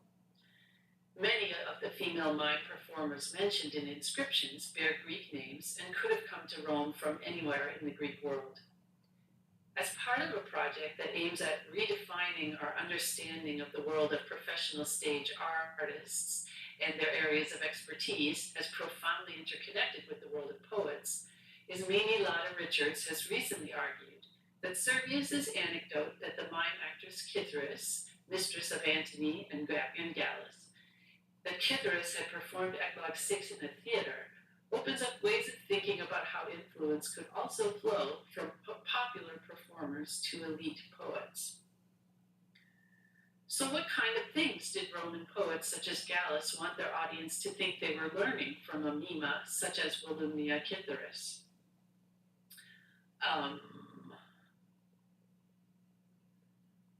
Addressing love poems to a mime performer, so here is a couple of examples of mime-ish scenes in Roman elegy, the adultery mime and the drunken procession mime. And sometimes some of these have very vivid, Cynthia speaks as a very vivid person in some of these. I think addressing love poems to a mime performer mistress could even be a way of signaling to readers that they can expect some lively, even crowd-pleasing kind of mime-ish scenes to unspool in the scroll. Indeed, mime elements in elegiac and satiric verse and the ancient novel, too, feel a bit to me like Netflix.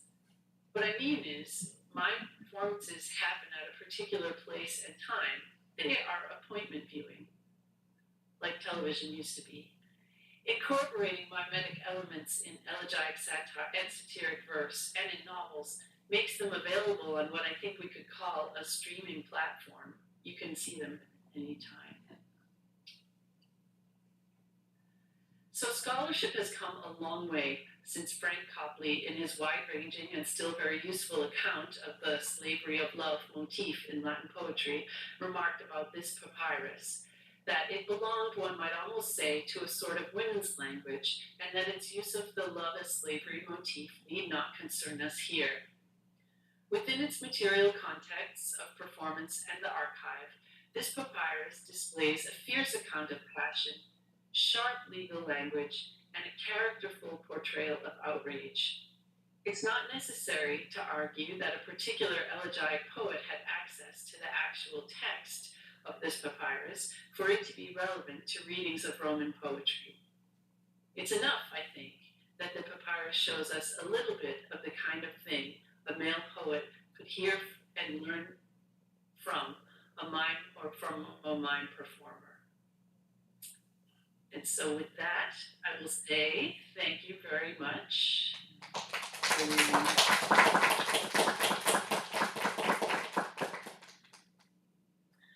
And the QR code is there if anybody wants another chance at the handout or the slides or the talk itself. Okay, thank you, Catherine. Thank you very much for your talk. It was very inspiring. Thank you. And now we are ready to listen to you, Stephen Hinds. Please take a turn.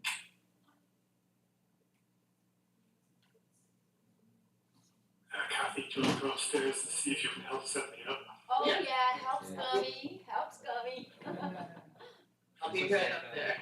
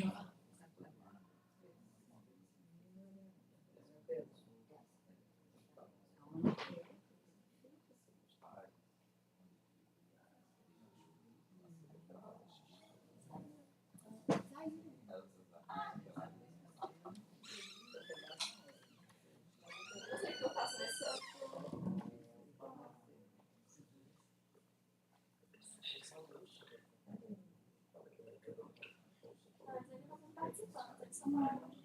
Não estão aparecendo na tela. Não, só para compartilhar a tela deles.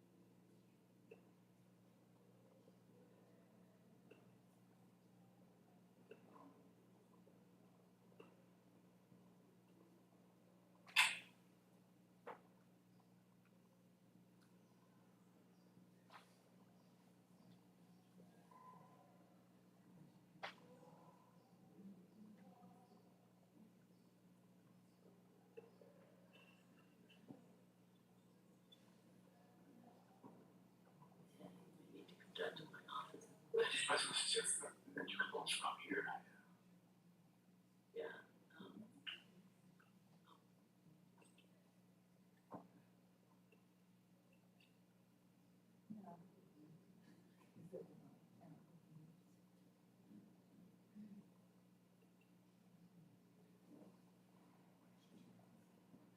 Do you have, I had to go through one drive, do you have the link to the?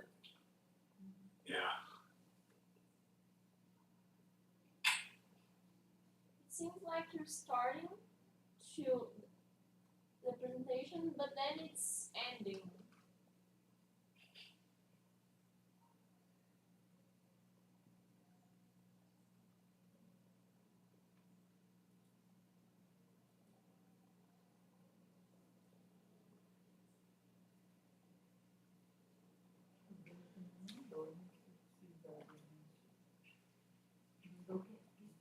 É como se fosse começando a apresentar e encerra literalmente depois.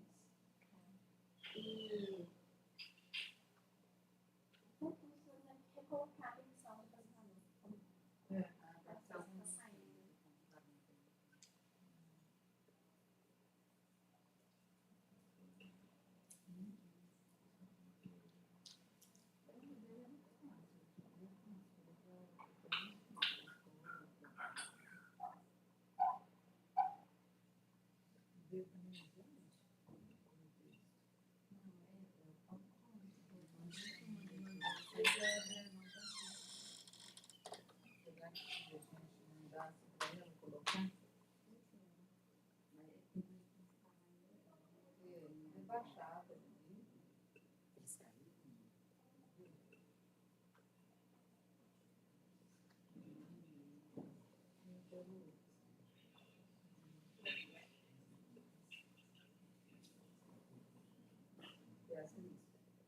Parece que ele mandar o seu e-mail, você baixar o e-mail, você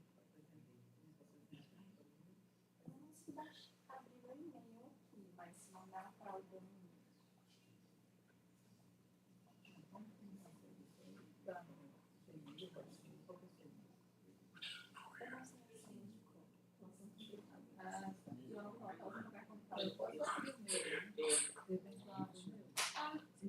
Do you wish to send the file to us by email so we can open it here? Yeah, I think what we'll do is have Stephen go down to my computer and do it there, because we know it works there. Okay. So we'll just do that. Okay, so I'll give you the permission to present.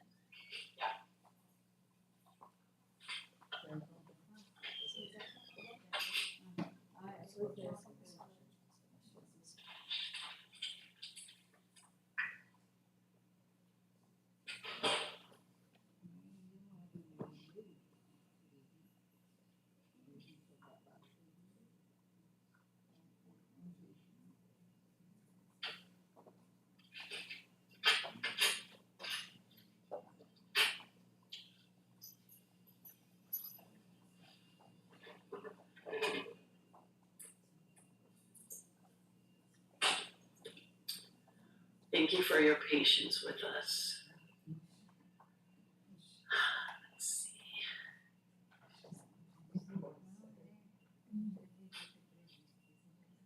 Instalar tudo, né? Mas tá, natural.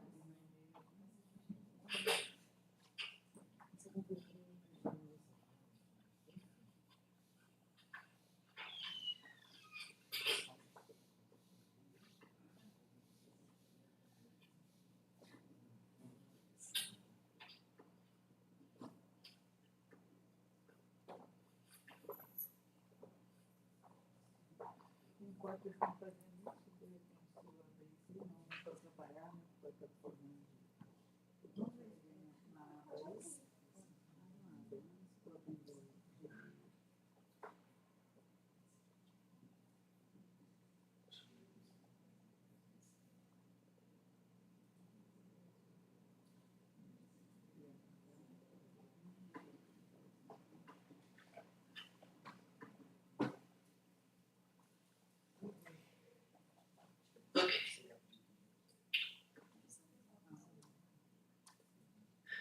Okay, okay. Can you take notes?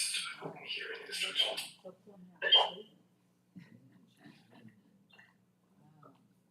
Okay, we're seeing it.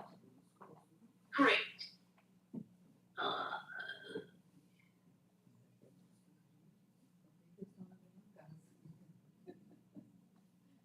Is that doable?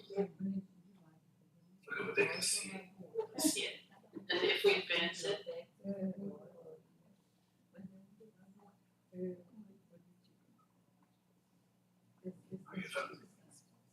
can you see if both lines have advanced? Yeah, we can see the slides. And which one do you see now? No problem. That problem. The problem. Yeah, exactly. Okay, now we see the title, the first one. Yeah. Okay. Thank you. Actually, okay. Switch slides. Yeah, use mine. Eu não ia dizer que tem que colocar em tela cheia. Eu vou entender. I'm gonna come back. Coloca a pedra depois, quando Yeah, sure. Well, three pieces. está lá no computador, não? Deixa eu ver o computador. Já tá bom. Enxergando.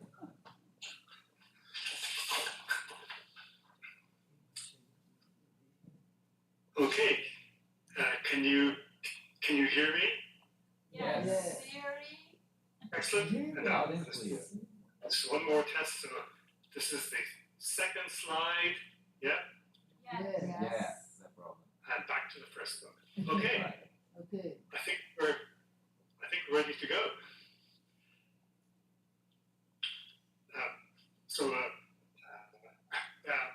Boa tarde. Boa tarde. It's just great. It's just great to be back in Belo Horizonte, even if only electronically. As Catherine said, we have very fine memories of our visit a year ago. My paper is called The Garland of Philip as Roman Poetry. Of course, The Garland of Philip is a Greek collection, so the title is an immediate paradox. And I did send to Sandra the script of my paper as well, so you could look at that anytime. And also, both my PowerPoint and the script of my paper are in that same QR code which Catherine shared earlier. Okay, so I'll begin. From its first beginnings until the end of antiquity, Latin poetry is always in conversation with Greek. Yet, even as the lives of Greeks and Romans become ever more connected, Greek poetry remains resolutely Greek. So there is an immediate problem in the agenda advertised in my paper's title, The Garland of Philip as Roman Poetry. Let me read out a 1969 quotation by the scholar Alan Cameron. Quote, "It had always been extremely rare for Greeks to take the trouble to learn what most of them had never ceased to regard as a barbarian tongue. If Gibbon was exaggerating when he remarked that there is not one allusion to Virgil or Horace in the whole of Greek literature, from Dionysius Halicarnassus to Libanius, he was not exaggerating much." And let me emphasize this further with a more recent 1994 quotation. Quote, "Greek poets seem never, or almost never, to have imitated Latin poets." Unquote. This is Wendell Clausen, the eminent Virgilian critic, in a commentary note on Virgil, Eclogue 7, verse 4, a verse to which I'll return shortly. We have come to understand that the lives of everyday people across the Roman Empire were lives of cultural and linguistic hybridity, not least in their inscribed verse. A shout out here to some research by the Mapola project, to which I'll give a bibliographical reference in one of my slides shortly. So anyway, the fact that high concept Greek poetry barely registers the existence of Roman life, let alone of Latin poetry, should be felt as ever more worthy of note. So my paper seeks briefly to survey one poetic context in which a little pushback against this general law of literature may be possible. Let me plunge into the middle of things, into the first and by far the longest of my paper's 5 short sections. This is section A, Greek epigrams reading Virgil. And I'm going to look at the first 2 passages in my PowerPoint. Here's the first one. So the first 2 passages will show one of those rare specimens of poetry across languages in which a Latin passage seems to influence a Greek one, leading several modern commentators to go to a lot of trouble to explain that the influence must be in the opposite direction, or else that the similarity must arise from independent indebtedness to a common source. At the start of the 7th eclogue, one of the passages which fix Arcadia, apparently for the first time in extant poetry, as a recurrent and eventually decisive location for bucolic, and as a key departure from the mainly Sicilian geography of Theocritus, Virgil describes a shepherd and a goatherd, Thyrsus and Corydon, as Arcades ambo, with the Greek nominative plural inflection, Arcades, not Arcades. I'll read out these 5 lines of Virgil. Daphnis by chance had made his seat beneath a rusting ilex, and Corydon and Thyrsus had driven their flocks together. Thyrsus his sheep, Corydon his goats, swollen with milk. Both in the bloom of life, Arcadians both, well paired at singing and prepared to cap a verse. Okay, next slide. In a self-consciously bucolicizing Greek epigram, reckoned to be roughly contemporary in date with that Virgil passage, the minor epigrammatist Hericius of Cyzicus describes the cowherds Glaucon and Corydon, with a 50% overlap in naming, as Arcades and Photeroi. I'll read the whole passage, the whole epigram. Glaucon and Corydon, those cowherds on the hill, Arcadians both, that's Arcades and Photeroi. In honor of Cyllenian Pan, the mountain lover, drew back the head of a horned calf and sacrificed it, and with a long tapering nail, they fastened its horns of 12 palms length to a broad plane tree, a fair ornament for the pastoral god. For those modern commentators who cannot countenance the idea of a Greek poem alluding to a Latin one, still the supermajority of critics, there are 2 available explanations of what is going on here. On their view, either Virgil, on the approved linguistic trajectory, is alluding to the relatively obscure Ericius, who thus usurps from Virgil the credit for reinventing the geography of bucolic, reinventing it in this scenario apparently for the sake of a 6-line elegiac epigram. Or, more elaborately, both passages, the Latin one and the Greek one, are indebted to a lost phrase in a lost common Greek source which had already deflected the bucolic tradition and had deflected Corydon in particular into Arcadia, but without leaving any other appreciable footprint in the tradition. But the most economical explanation is the one available to critics who are open to the tectonic shift which allows a Greek epigram to make a verbal allusion to a canonical Latin text. On this reading, a famous tag in a famous Latin poet's reinvention of bucolic is actually picked up and acknowledged by a minor Greek contemporary in an epigram whose point is to offer a 6-line elegiac evocation of the bucolic genre. So to look at the two passages together here, this slide, let us entertain the idea that Ericius's Arcades and Photeroi do in fact allude to Virgil's Arcades and which as it happens was the view a century ago of both Wilhelmovitz, there he is again, and Norden, but not the view of Wendell Clausen in 1994, and not the view of modern Virgilians in general. Why should we care? Well, I have a long answer to this, according to which Ericius's Arcades and Photeroi reclaims a piece of Greek language and a piece of Greek landscape which has been expropriated by Virgil's Latin presumption in a kind of Roman literary land grab.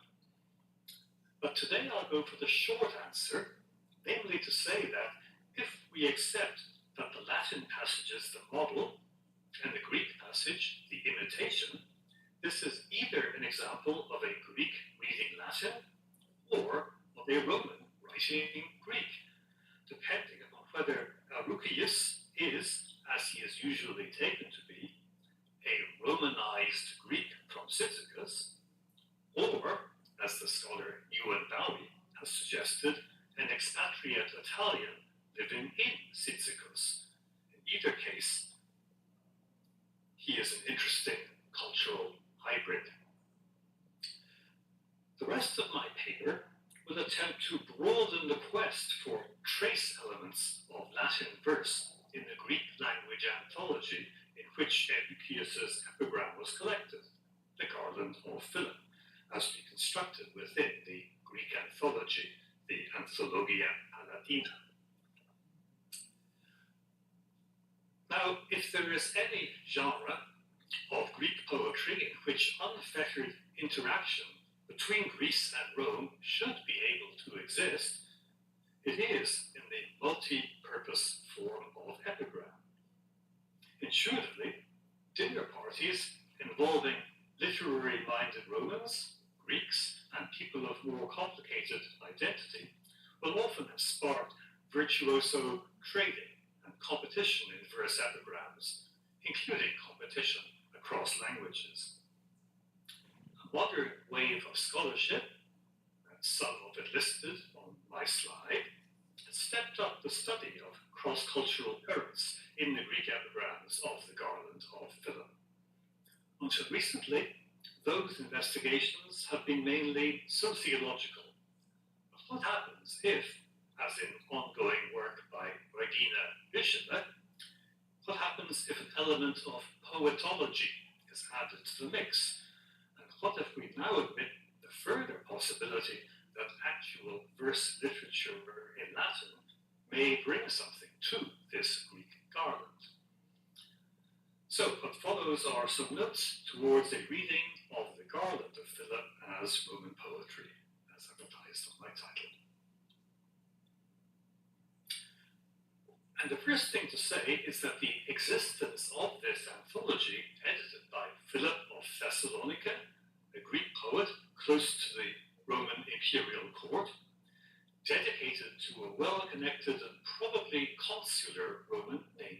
Camillus, and apparently published at Rome around 40 CE under the Emperor Caligula, Gaius.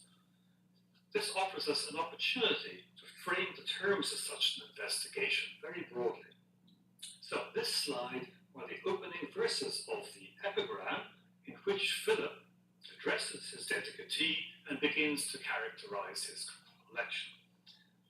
Given that the garland gathers, seemingly in Rome itself, more than a century of previous Greek epigrams, we are asking not only what epigrams here may be written by Greek language poets in conscious dialogue with Roman or Latin contexts, but also what kinds of reading are generated by later coming readers who bring a range of cultural expectation, sometimes Greek, sometimes Roman, sometimes a mix, to their consumption of the anthology once it is published.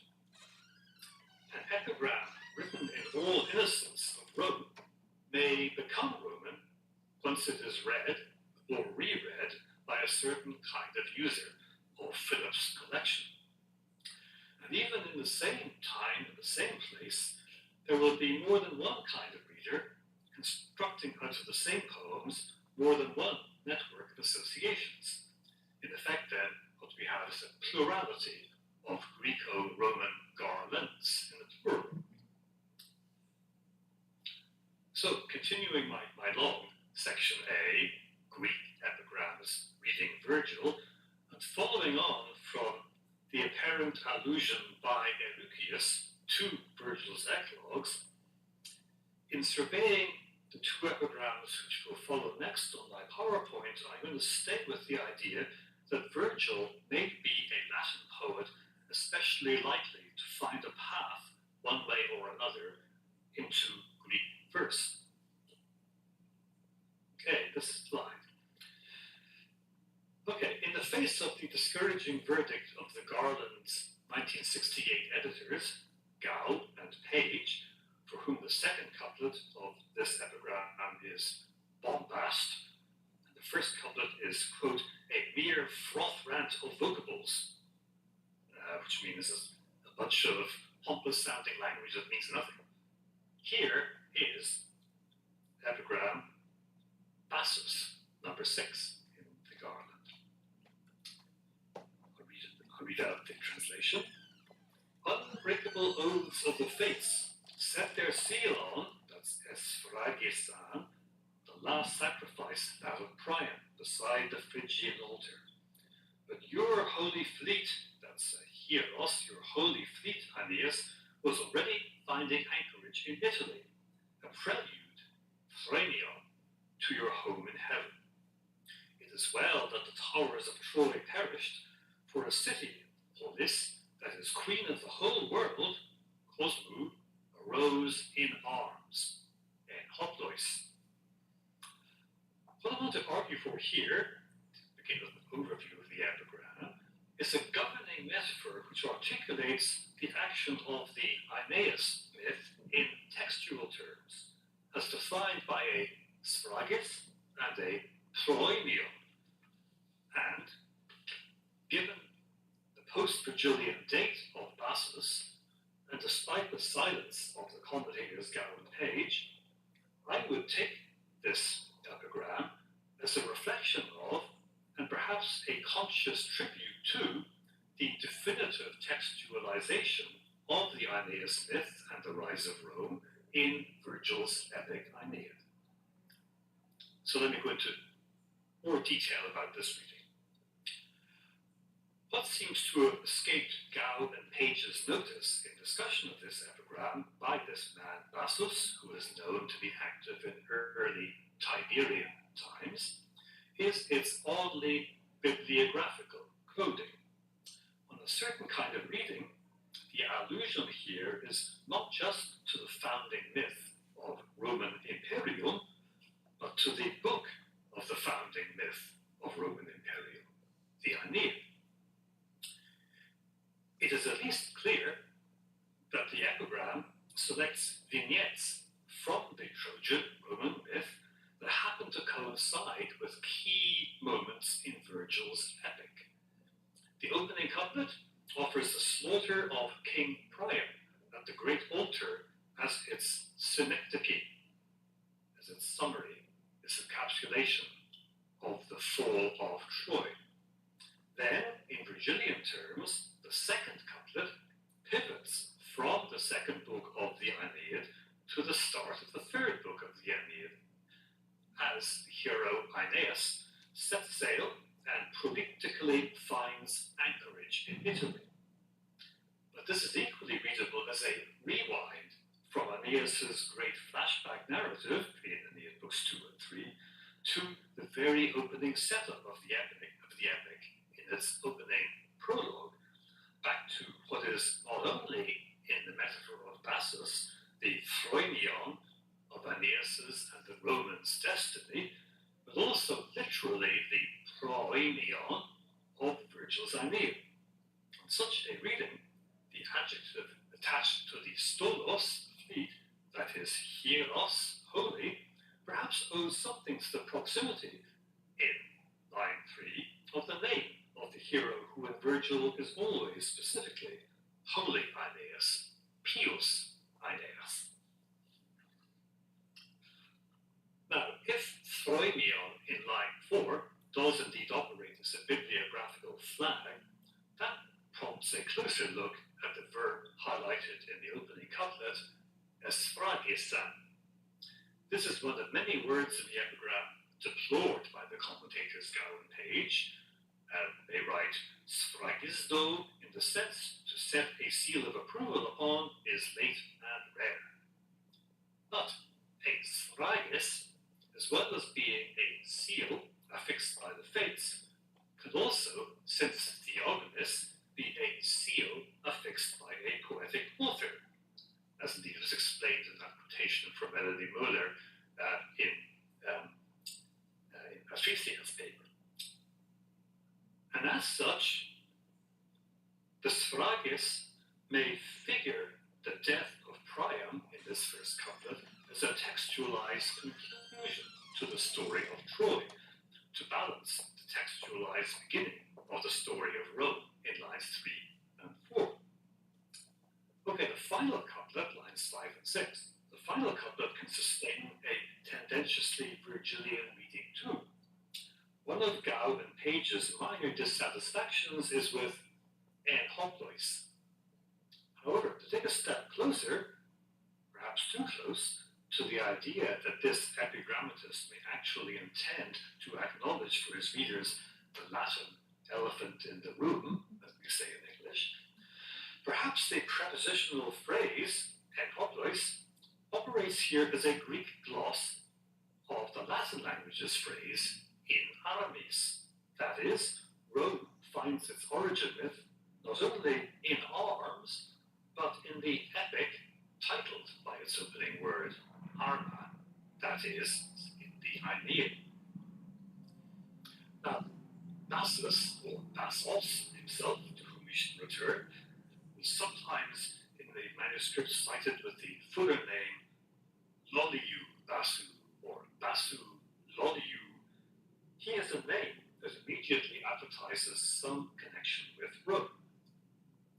That is not true of poet in this slide, Diodorus of Sardis, thought to be active around 20 BCE through 9 BCE, author of another Roman-themed epigram which compares the return to Rome of an imperial prince, possibly the future Emperor Tiberius, referred to here as Nero. It compares the arrival at Rome of Tiberius with the impact of the young Neoptolemus, son of Achilles, as he arrives from the island of Skyros to join the Greek forces at Troy. So this is Diodorus, epigram 1. I'll read out the translation. As in the past, Achilles' son, steadfast in war, left the land of goat pasturing Skyros and sailed to Ilion, to Troy, so among the sons of Aeneas does the leader Nero move to the city of Remus, Astu Remoia, returning to the swift-flowing Tiber, Thymgrin, a boy with a down still fresh upon his chin. The first, thus Neoptolemus, was vigorous with the spear. This one, that's Nero, Tiberius, this one is vigorous both in weaponry and in wisdom. Okay, in the second couplet here, I would point to the use of the name Thymgris highlighted for the Tiber. Apparently the first attestation of this Greek name for the Roman river in any Greek language text.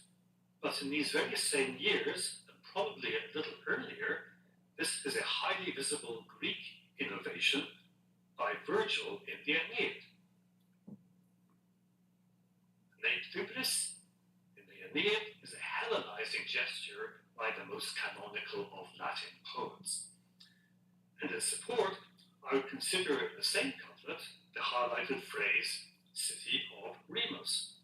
Again, the first instance of the name of Remus in Greek, but already a conspicuous mannerism of Latin poets looking in these years to denature their city's foundation. In other words, Diodorus's phrase shows patent awareness of the topoi of poetic Latin.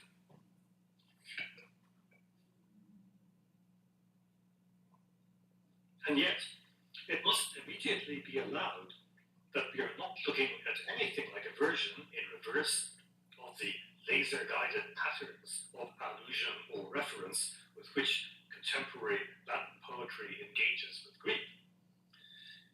In each of these instances of naming in Diodorus's epigram, one has the sense less of engagement with a specific passage or passages of Latin verse, duly acknowledged and embraced, and more of a general gravitational pull of contemporary Latin poetic expression, a kind of intertextual seepage, a kind of allusion despite itself. And the fact that this is so, and as an element of generality, arguably informs also the Virgilianism of the previously considered epigram of Massus, may tell us that the real takeaway from these hard-won intertextual links is not so much a lost history of Greek allusive engagement with Latin verse, as rather a confirmation, even at the closest points of détente, of the underlying resistance to such an engagement. Okay, on now to my other, much shorter sections. Here is section B, Persuading Piso. Okay, if readings like the one I've just given run the risk of chasing shadows, one very concrete manifestation of interculturalism in the garland of Philip is a dedication of particular Greek epigrams to Roman addressees and or patrons, something forebranded for a reader of the garland by the address of the collection as a whole to Esta Camilla, noble Camillus. And following on the spotlight here, this slide is a mid-1st century BCE epigram which offers a glimpse of an especially famous relationship. In an invitation to dine addressed by Philodemus of Gadara, the Epicurean philosopher and poet, to Lucius Calpurnius Piso, his friend and patron in Herculaneum, a well-connected Roman with impeccable intercultural credentials. The invitation is full of interesting details, but my interest today is not in the specifics of this epigram, but in one particular piece of cross-linguistic micro-negotiation that may be encoded in the poet's address to his patron. I'm going to read just the opening 3 lines here of the epigram. Tomorrow, friend Piso, Fildata Peso, your musical comrade drags you to his modest pad at the 9th hour, feeding you at the anniversary of the 20th. Okay. The only Latin-derived word in this epigram is, of course, the invitee's venerable Roman family name, Piso, duly Hellenized in the opening lines addressed to Filtaten Peso, which is opening an invitation to a specifically Epicurean banquet. Now, once that name, Peso, is sounded out in Greek, can it prompt the reflection that this is an epigram implicitly built around the idea of persuading Piso through the available translinguistic pun with the common Greek verb? Take a look at the next slide. A long generation later, but still within the garland of Philip, that Piso's son will be the focus of a series of dedicatory gift epigrams by Antipater of Thessalonica. And in one of these on the screen, Antipater 31, a poem framing etymology will be almost explicit in linking this latter Piso's name in its Greek form, peson, with the verb petho, petholai, the Greek verb to persuade. So my takeaway question in these two epigrams is this: are all Roman pisones addressed by Greek poets subject to this punning trigger? Is Piso, to a Greek ear, the quintessential patron name, a Roman whose role is always to persuade or be persuaded in a lived topos of cross-linguistic position play? Now, this epigram of Antipater here serves in its opening couplet to accompany some poems gathered into a biblon mikrein for Piso, a small book, as its Roman addressee might think of it, a libellos, to celebrate the addressee's birthday. And that takes me into my next short section, section C, visualizing Aretas phenomena between Greece and Rome. Okay, the next epigram, we're still with Antipater, and this is still a gift epigram addressed to Piso, but now a different gift epigram addressed to Piso. Okay, so it's interesting to juxtapose that previous gift epigram of Antipater accompanying a book with this other gift epigram sent by Antipater to Piso. This is epigram 44 of Antipater in the collection. This time it's sent on behalf of a certain Theogenes. And the epigram accompanies a pair of fine cups or bowls engraved with images of the major constellations. So we read out the translation of the whole epigram. Theogenes sends Piso these skillfully rolled cups. Between us we contain the heavens, for we are both cut from a spear, and the one of us has southern stars, the other the constellations in the north. You need no longer look up your aretus, drink double measure from the pair, and then behold all the phenomena. Okay, let me unpack this. I would use this epigram to fuel a hunch that conversations between Greeks and Romans about Aretus's phenomena, that learned Hellenistic astronomical didactic poem, that such conversations are always at some level conversations about Greco-Roman interaction itself, linguistically or culturally. In short, that they are tropes of translation. Because here we have two cosmic bowls whose doubling compounds their alleged doubling and superseding of the textual original of Aretus. The textual original, which is better known in cultural history for another kind of doubling, in the repeated Latin poetic versions and adaptations of Aretus phenomena by the kinds of Hellenophile Roman with whom the epigram's addressee, Piso, might well identify.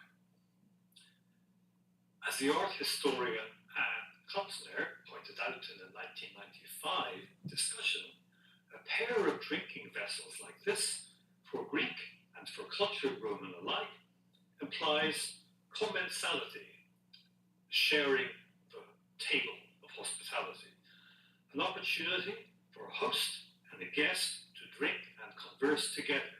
And in this case, the cups themselves are available to be the conversation pieces.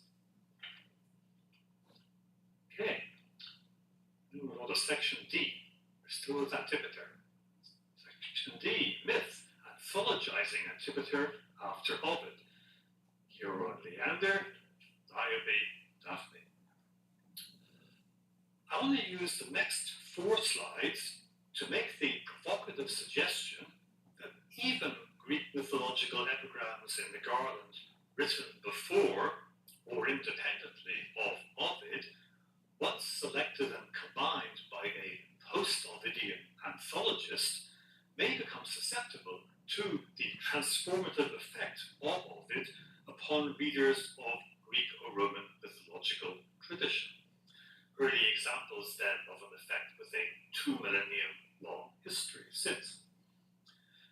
That is, what I'm suggesting is that by the time and in the place that the Garland of Philip is put together, at Rome under Caligula, and is put together for a Roman dedicatee, Camillus, that by this time the myths of Hero and Leander, Niobe and Daphne have become, as they were not before, inescapably Ovidian myths. So here on this slide is one of 2 epigrams by Antipater of Thessalonica, again, that make reference to the myth of Hero and Leander, the swimming accident on the Hellespont. Read out the epigram. Stranger, always, IA, has the Hellespont been a sea ill-disposed to women? Ask Cleonike of Dyrrhachium. She was sailing to Sestos to meet her bridegroom, and in her black ship she copied the fate of Hele. Unhappy hero who lost your man, Dehimachos, his bride, within a few stays. Now, what is of interest to me here, next slide, is that the opening generalization about the Hellespont has been argued to signal a direct link with a couplet in a Latin poem by Antipater's Roman contemporary Ovid, in his verse epistle from Hero to Leander. This is Heroides 19, lines 127 to 8. I'll read out translation of the Ovid couplet. This place, as the Hellespont, for now at least, ut nunc est, shows no favor to tender girls. By this sea Hele perished. From this, writes Hero, my own affliction comes. Now, even Gow and Page, commentators, though engaging with the idea only grudgingly, are prepared for the sake of argument to envisage either the Latin poet or the Greek one as the borrower, and the chronology works either way. On either trajectory, in either direction of influence, one may add, the Greek aie and the Latin ut nunc est readily sort themselves into a relationship of subconscious cross-reference. Whatever the merits of the suggestion, the idea of a common source has also recently found new traction. Some probability remains that the genesis of these epigrams of Antipater is entirely Greek, Hellenic, Hellespontic, indeed, in that an interest in Hero and Leander is explicable in terms of Antipater's sense of place as a native of the northern Aegean Sea. But what I would go on to say is that once anthologized by Philip in Julio-Claudian Rome, these epigrams, even if they may be wholly non-Ovidian in their origin, will now, for some readers of the Garland at least, come across as brief Greek treatments of a myth given longer and more canonical form in Ovid's Latin Heroides.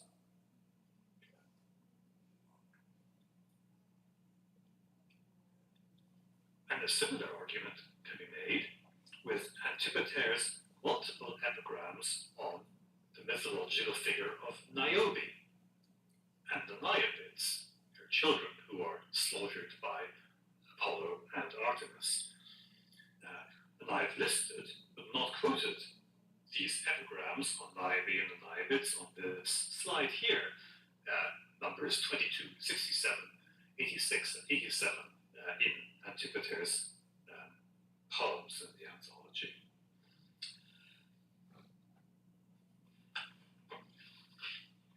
So this is another Greek mythological theme, like Hero and Leander, finding an earlier Greek context in previous Niobe epigrams in the earlier Greek Garland of Meleager. But even more than Antipater's Hero and Leander epigrams, these Niobe epigrams are bound up in the traffic between Greece and Rome.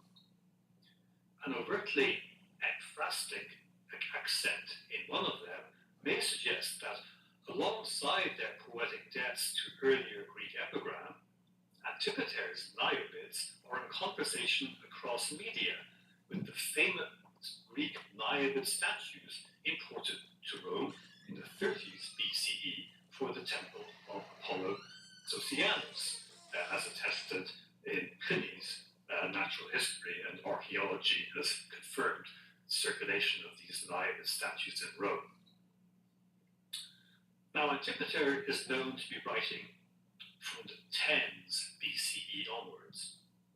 And then in turn, the later anthologization of Antipater's Niobe epigrams in Philip's Garland will confirm that sense of location in a Rome which by now, in some arguments and some dinner parties, the canonical literary treatment of Niobe and her children will now be regarded at Rome as the Latin one by Ovid in Book 6 of the Metamorphoses.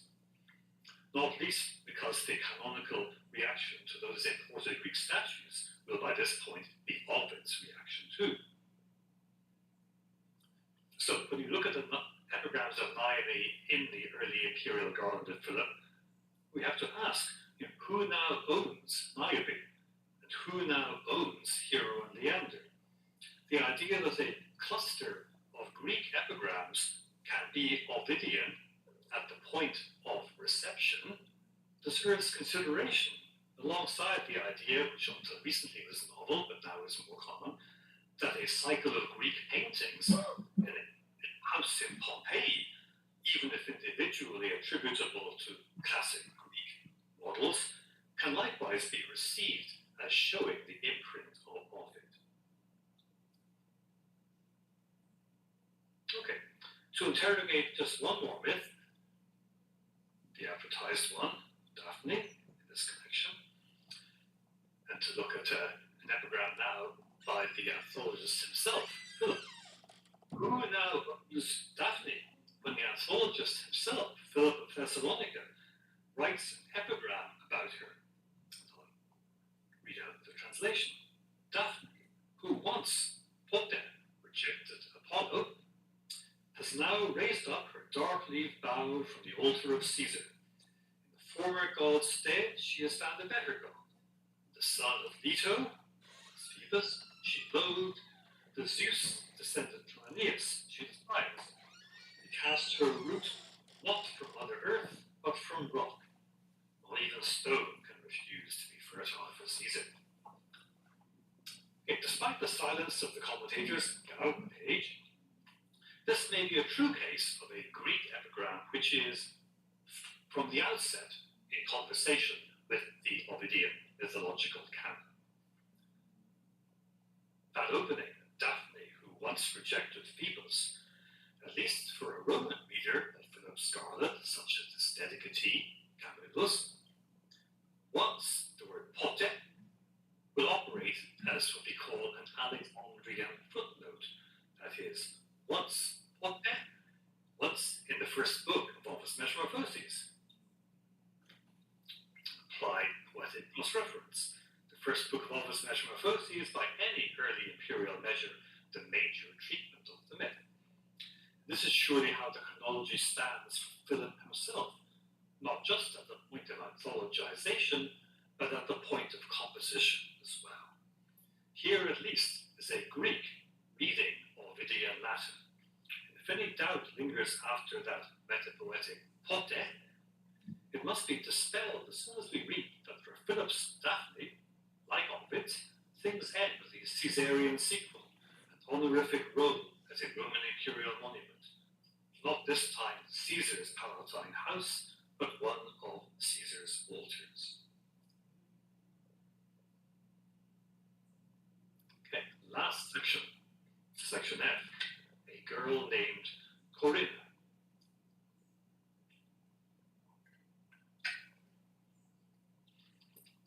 This is going to take us back to Ovid, as in Patricia's paper, and also back to Corinna, who got a shout out in Catherine's paper. So this, I'm now going to show you on my next slide, the last epigram from Philip Scarland to get a reading today, an erotic epigram, Basilisk's epigram 1. The author, perhaps writing around the time of the death of Ovid, is the same Bassus already argued earlier in my paper to have written an epigram containing evocations of Virgil's Aeneid. My interest here is in the name given to the woman in this present epigram, along with the language of mythological courtship invoked and rejected. Let me read out the epigram. I am never going to flow as a shot of gold. Let someone else become a bull or the melodious swan of the shore. Let such tricks be reserved for Zeus. I shall give to Corinna her 2 obols, and I'm not taking flight. The epigram describes a liaison with a girl named Corinna, evidently a sex worker. Of the 2 references to the name Corinna in the Garland of Philip, this is the one that does not designate the celebrated female poet of that name from Boeotia. But my suggestion is that it has its allusive eye upon a differently famous Corinna, the featured domina in Ovid's famous collection of Latin erotic elegies, the Amores, even though Greek poems are not supposed to imitate Latin ones. There is more here than just the name. Have a look at this. The epigrammatous courtship of this Corinna looks suspiciously like a pointedly down-market reversal, a kind of slumming version, of Ovid's courtship of the Roman elegiac Corinna in the 3rd poem of his Amores, on this slide. No fancy comparisons this time with the supernatural intrigues perpetrated by Zeus, unlike in the highlighted lines of Ovid's poem, just a couple of Greek obols, small coins changing hands. Now, as I said before, it's not entirely clear whether Bassus, in some manuscripts, remember, Lollius Bassus, it's not entirely clear whether he is a Romanized Greek reading Latin, or a Hellenized Roman writing Greek, or something in between. Wherever he belongs, this epigram of his, along with his earlier discussed epigram on Aeneas and his Phrynion, stands at an interesting juncture in the history of poetry across languages. Okay, quick conclusion. This has been a paper devoted to special pleading. Even in the Garland of Philip, with its undoubted Italian connections, the proportion of the hundreds of known epigrams that situate themselves in an identifiably Roman world remains relatively small. And among those, the number that can be argued to show any kind of influence from Latin verse may barely reach double figures. Still less the subset of that subset in which that intertextual relationship is actively embraced, rather than just incidentally or inadvertently betrayed by the Greek epigrammatist. That once said, however, there is enough here to make the point that whatever barriers between languages, Greek and Latin literati may affect in their high concept writings for reasons of generic or cultural propriety, a Greek poet associated with Rome does not live a life separated from a Latin poet associated with Rome. The noise of intercultural traffic is waiting to be heard in their texts, not just, as we have always known, in the Latin texts, but every now and then in the Greek texts too. Obrigado.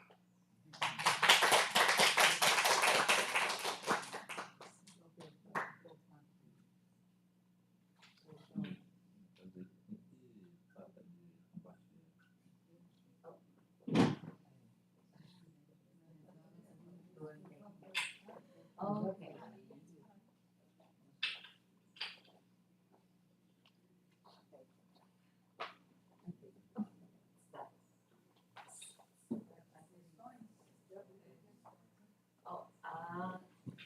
Catherine and Stephen, thank you very much for our inspiring and intriguing papers, ideas. And now we are wondering if you have some more minutes for a couple of questions. Is that okay for you? Yeah? Okay. Okay. Okay.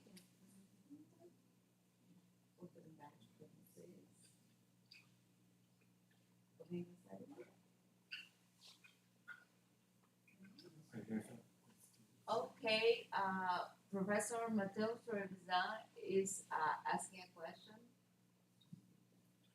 So, thank you very much. I have a small question for Professor Connors. Thank you so much for your interesting and very clear explanation. According to your explanation, it's possible to think about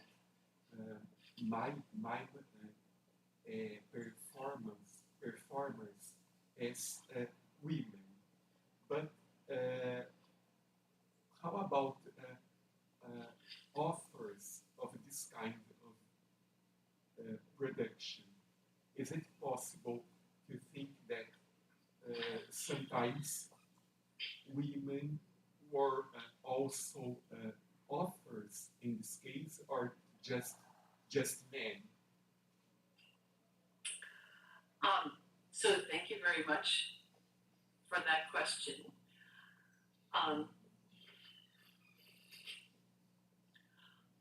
I'm probably more extreme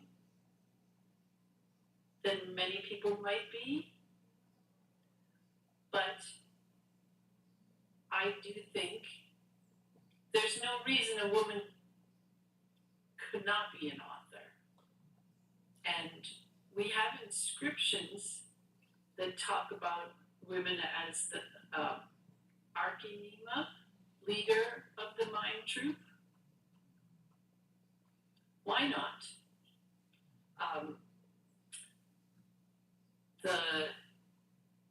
Especially when Propertius says Cynthia has sua scripta, her own writings. Like, why not? But I realize that it's a speculative suggestion I'm making. Does that address the issues you were getting at in your question? Yes. Okay. It's nice. Thank you. Any other questions? Thank you very much for your presentation. I remember when you talk, it's not an analogist, but I remember in Synchronia, Saluscio. She's a poet doctor in the same way, Sempronia, or in the salon Yes. show. I remember of her, and she's a Dr. Puella, no? It's not Yes. a elegic text, no, but this phrase very interesting for me. Sempronia is a very interesting person. I think so. I agree, she is fascinating. I think I remember Sallust says she knew how to dance better than a married woman should, Yes. something like that. Yeah. So Yeah, she has that. Greek, yeah, Latin, she oh can yes, read and write. right. In Greek She and is all. Latin. She dances and everything else. Yeah. Yeah, just that the categories were more blurry.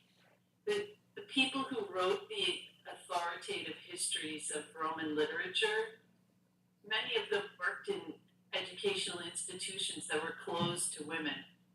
And they just had to believe when women couldn't do things. So we don't have to inhabit that mindset. We can gather little tiny puzzle pieces of information to ask different questions.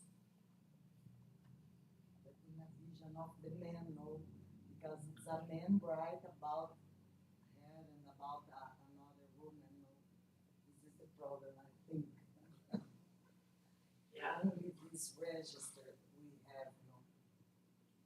Only the man is speaking about the woman. Yeah. This is the problem. Thank you very much, very much. Other questions or comments on the conferences? But by the way, yeah, is Stephen there? Yeah. I'm sure he is. Oh, Stephen, can you put the camera on, or do you need me to come show you? Let's see. Yeah.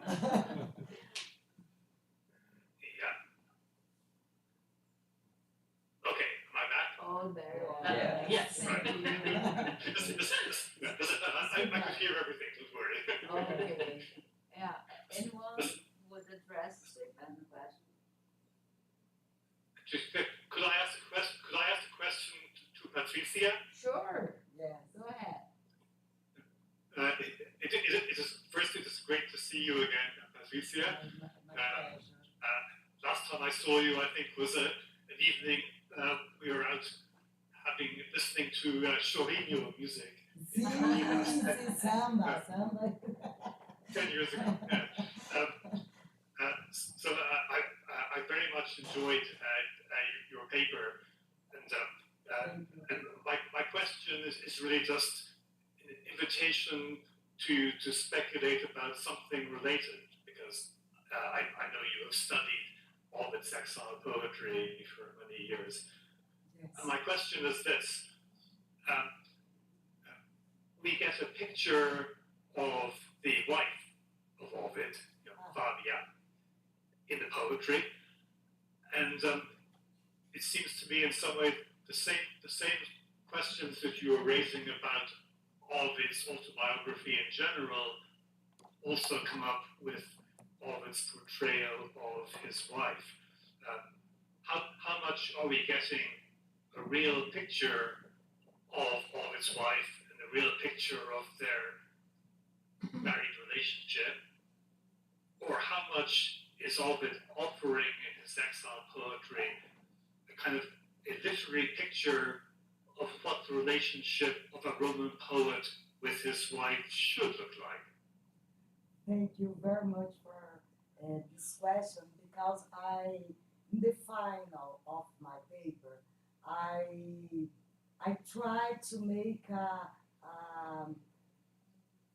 pensamento, I tried to make a question about this, and I think, and I stay in this moment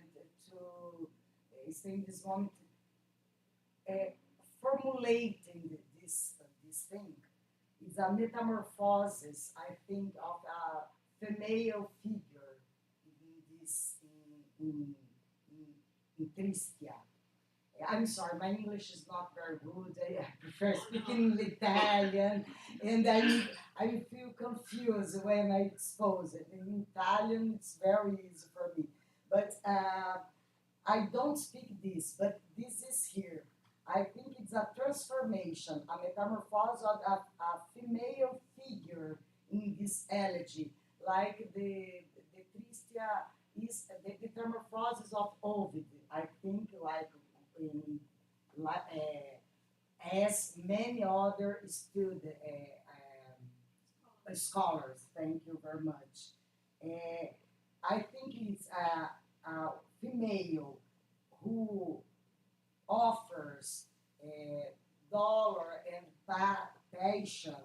I try to translate this for me. It's better. Right. Transformation, metamorphosis of the female Figure. figure in elegy of a woman that causes pain and passion, falls ill. No. Adoece o meu amado. Há uma heroína elegíaca. Seu ethos se assemelha ao de mulheres companheiras de grandes heróis. Adoece o amado, quem adoece é quem? Ela? Ela. She falls ill like a legend heroine. Her ethos, it is like of company women of great heroes. Something like that. Yes. This is that thing. Yeah. I want to study this now, in this moment, this figure of, it's very, very important, I think, the presence of this woman. It's a inversion of the female women in the elegies in the period before the exile. There is a difference. Makes sense this or no? What do you think? Yeah, absolutely. And I think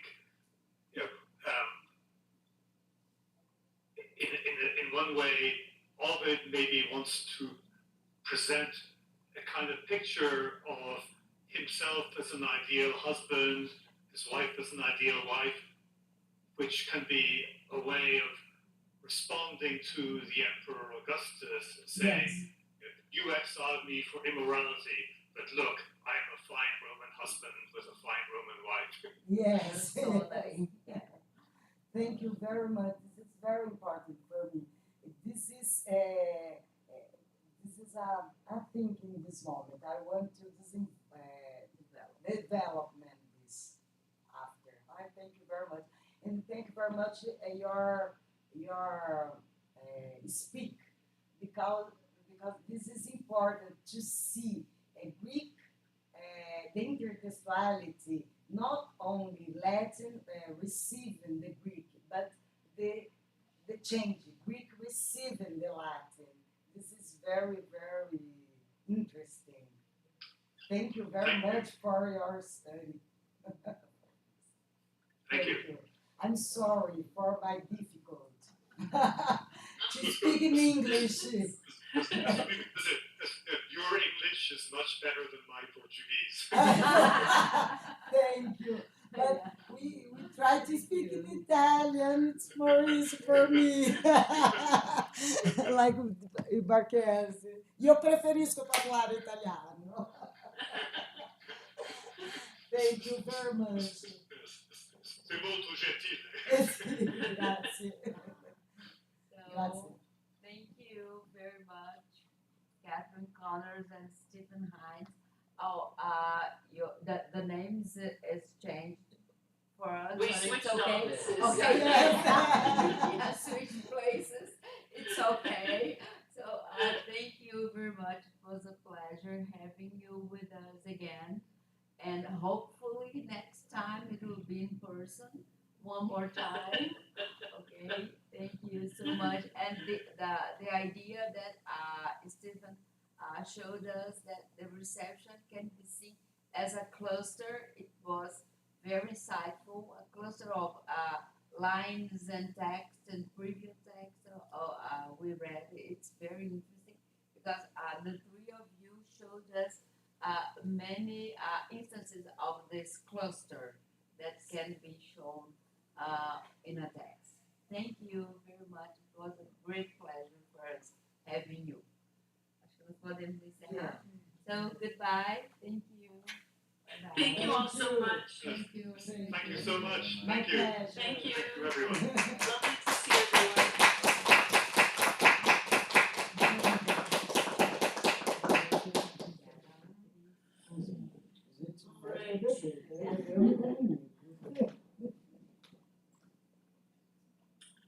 So shall we say farewell?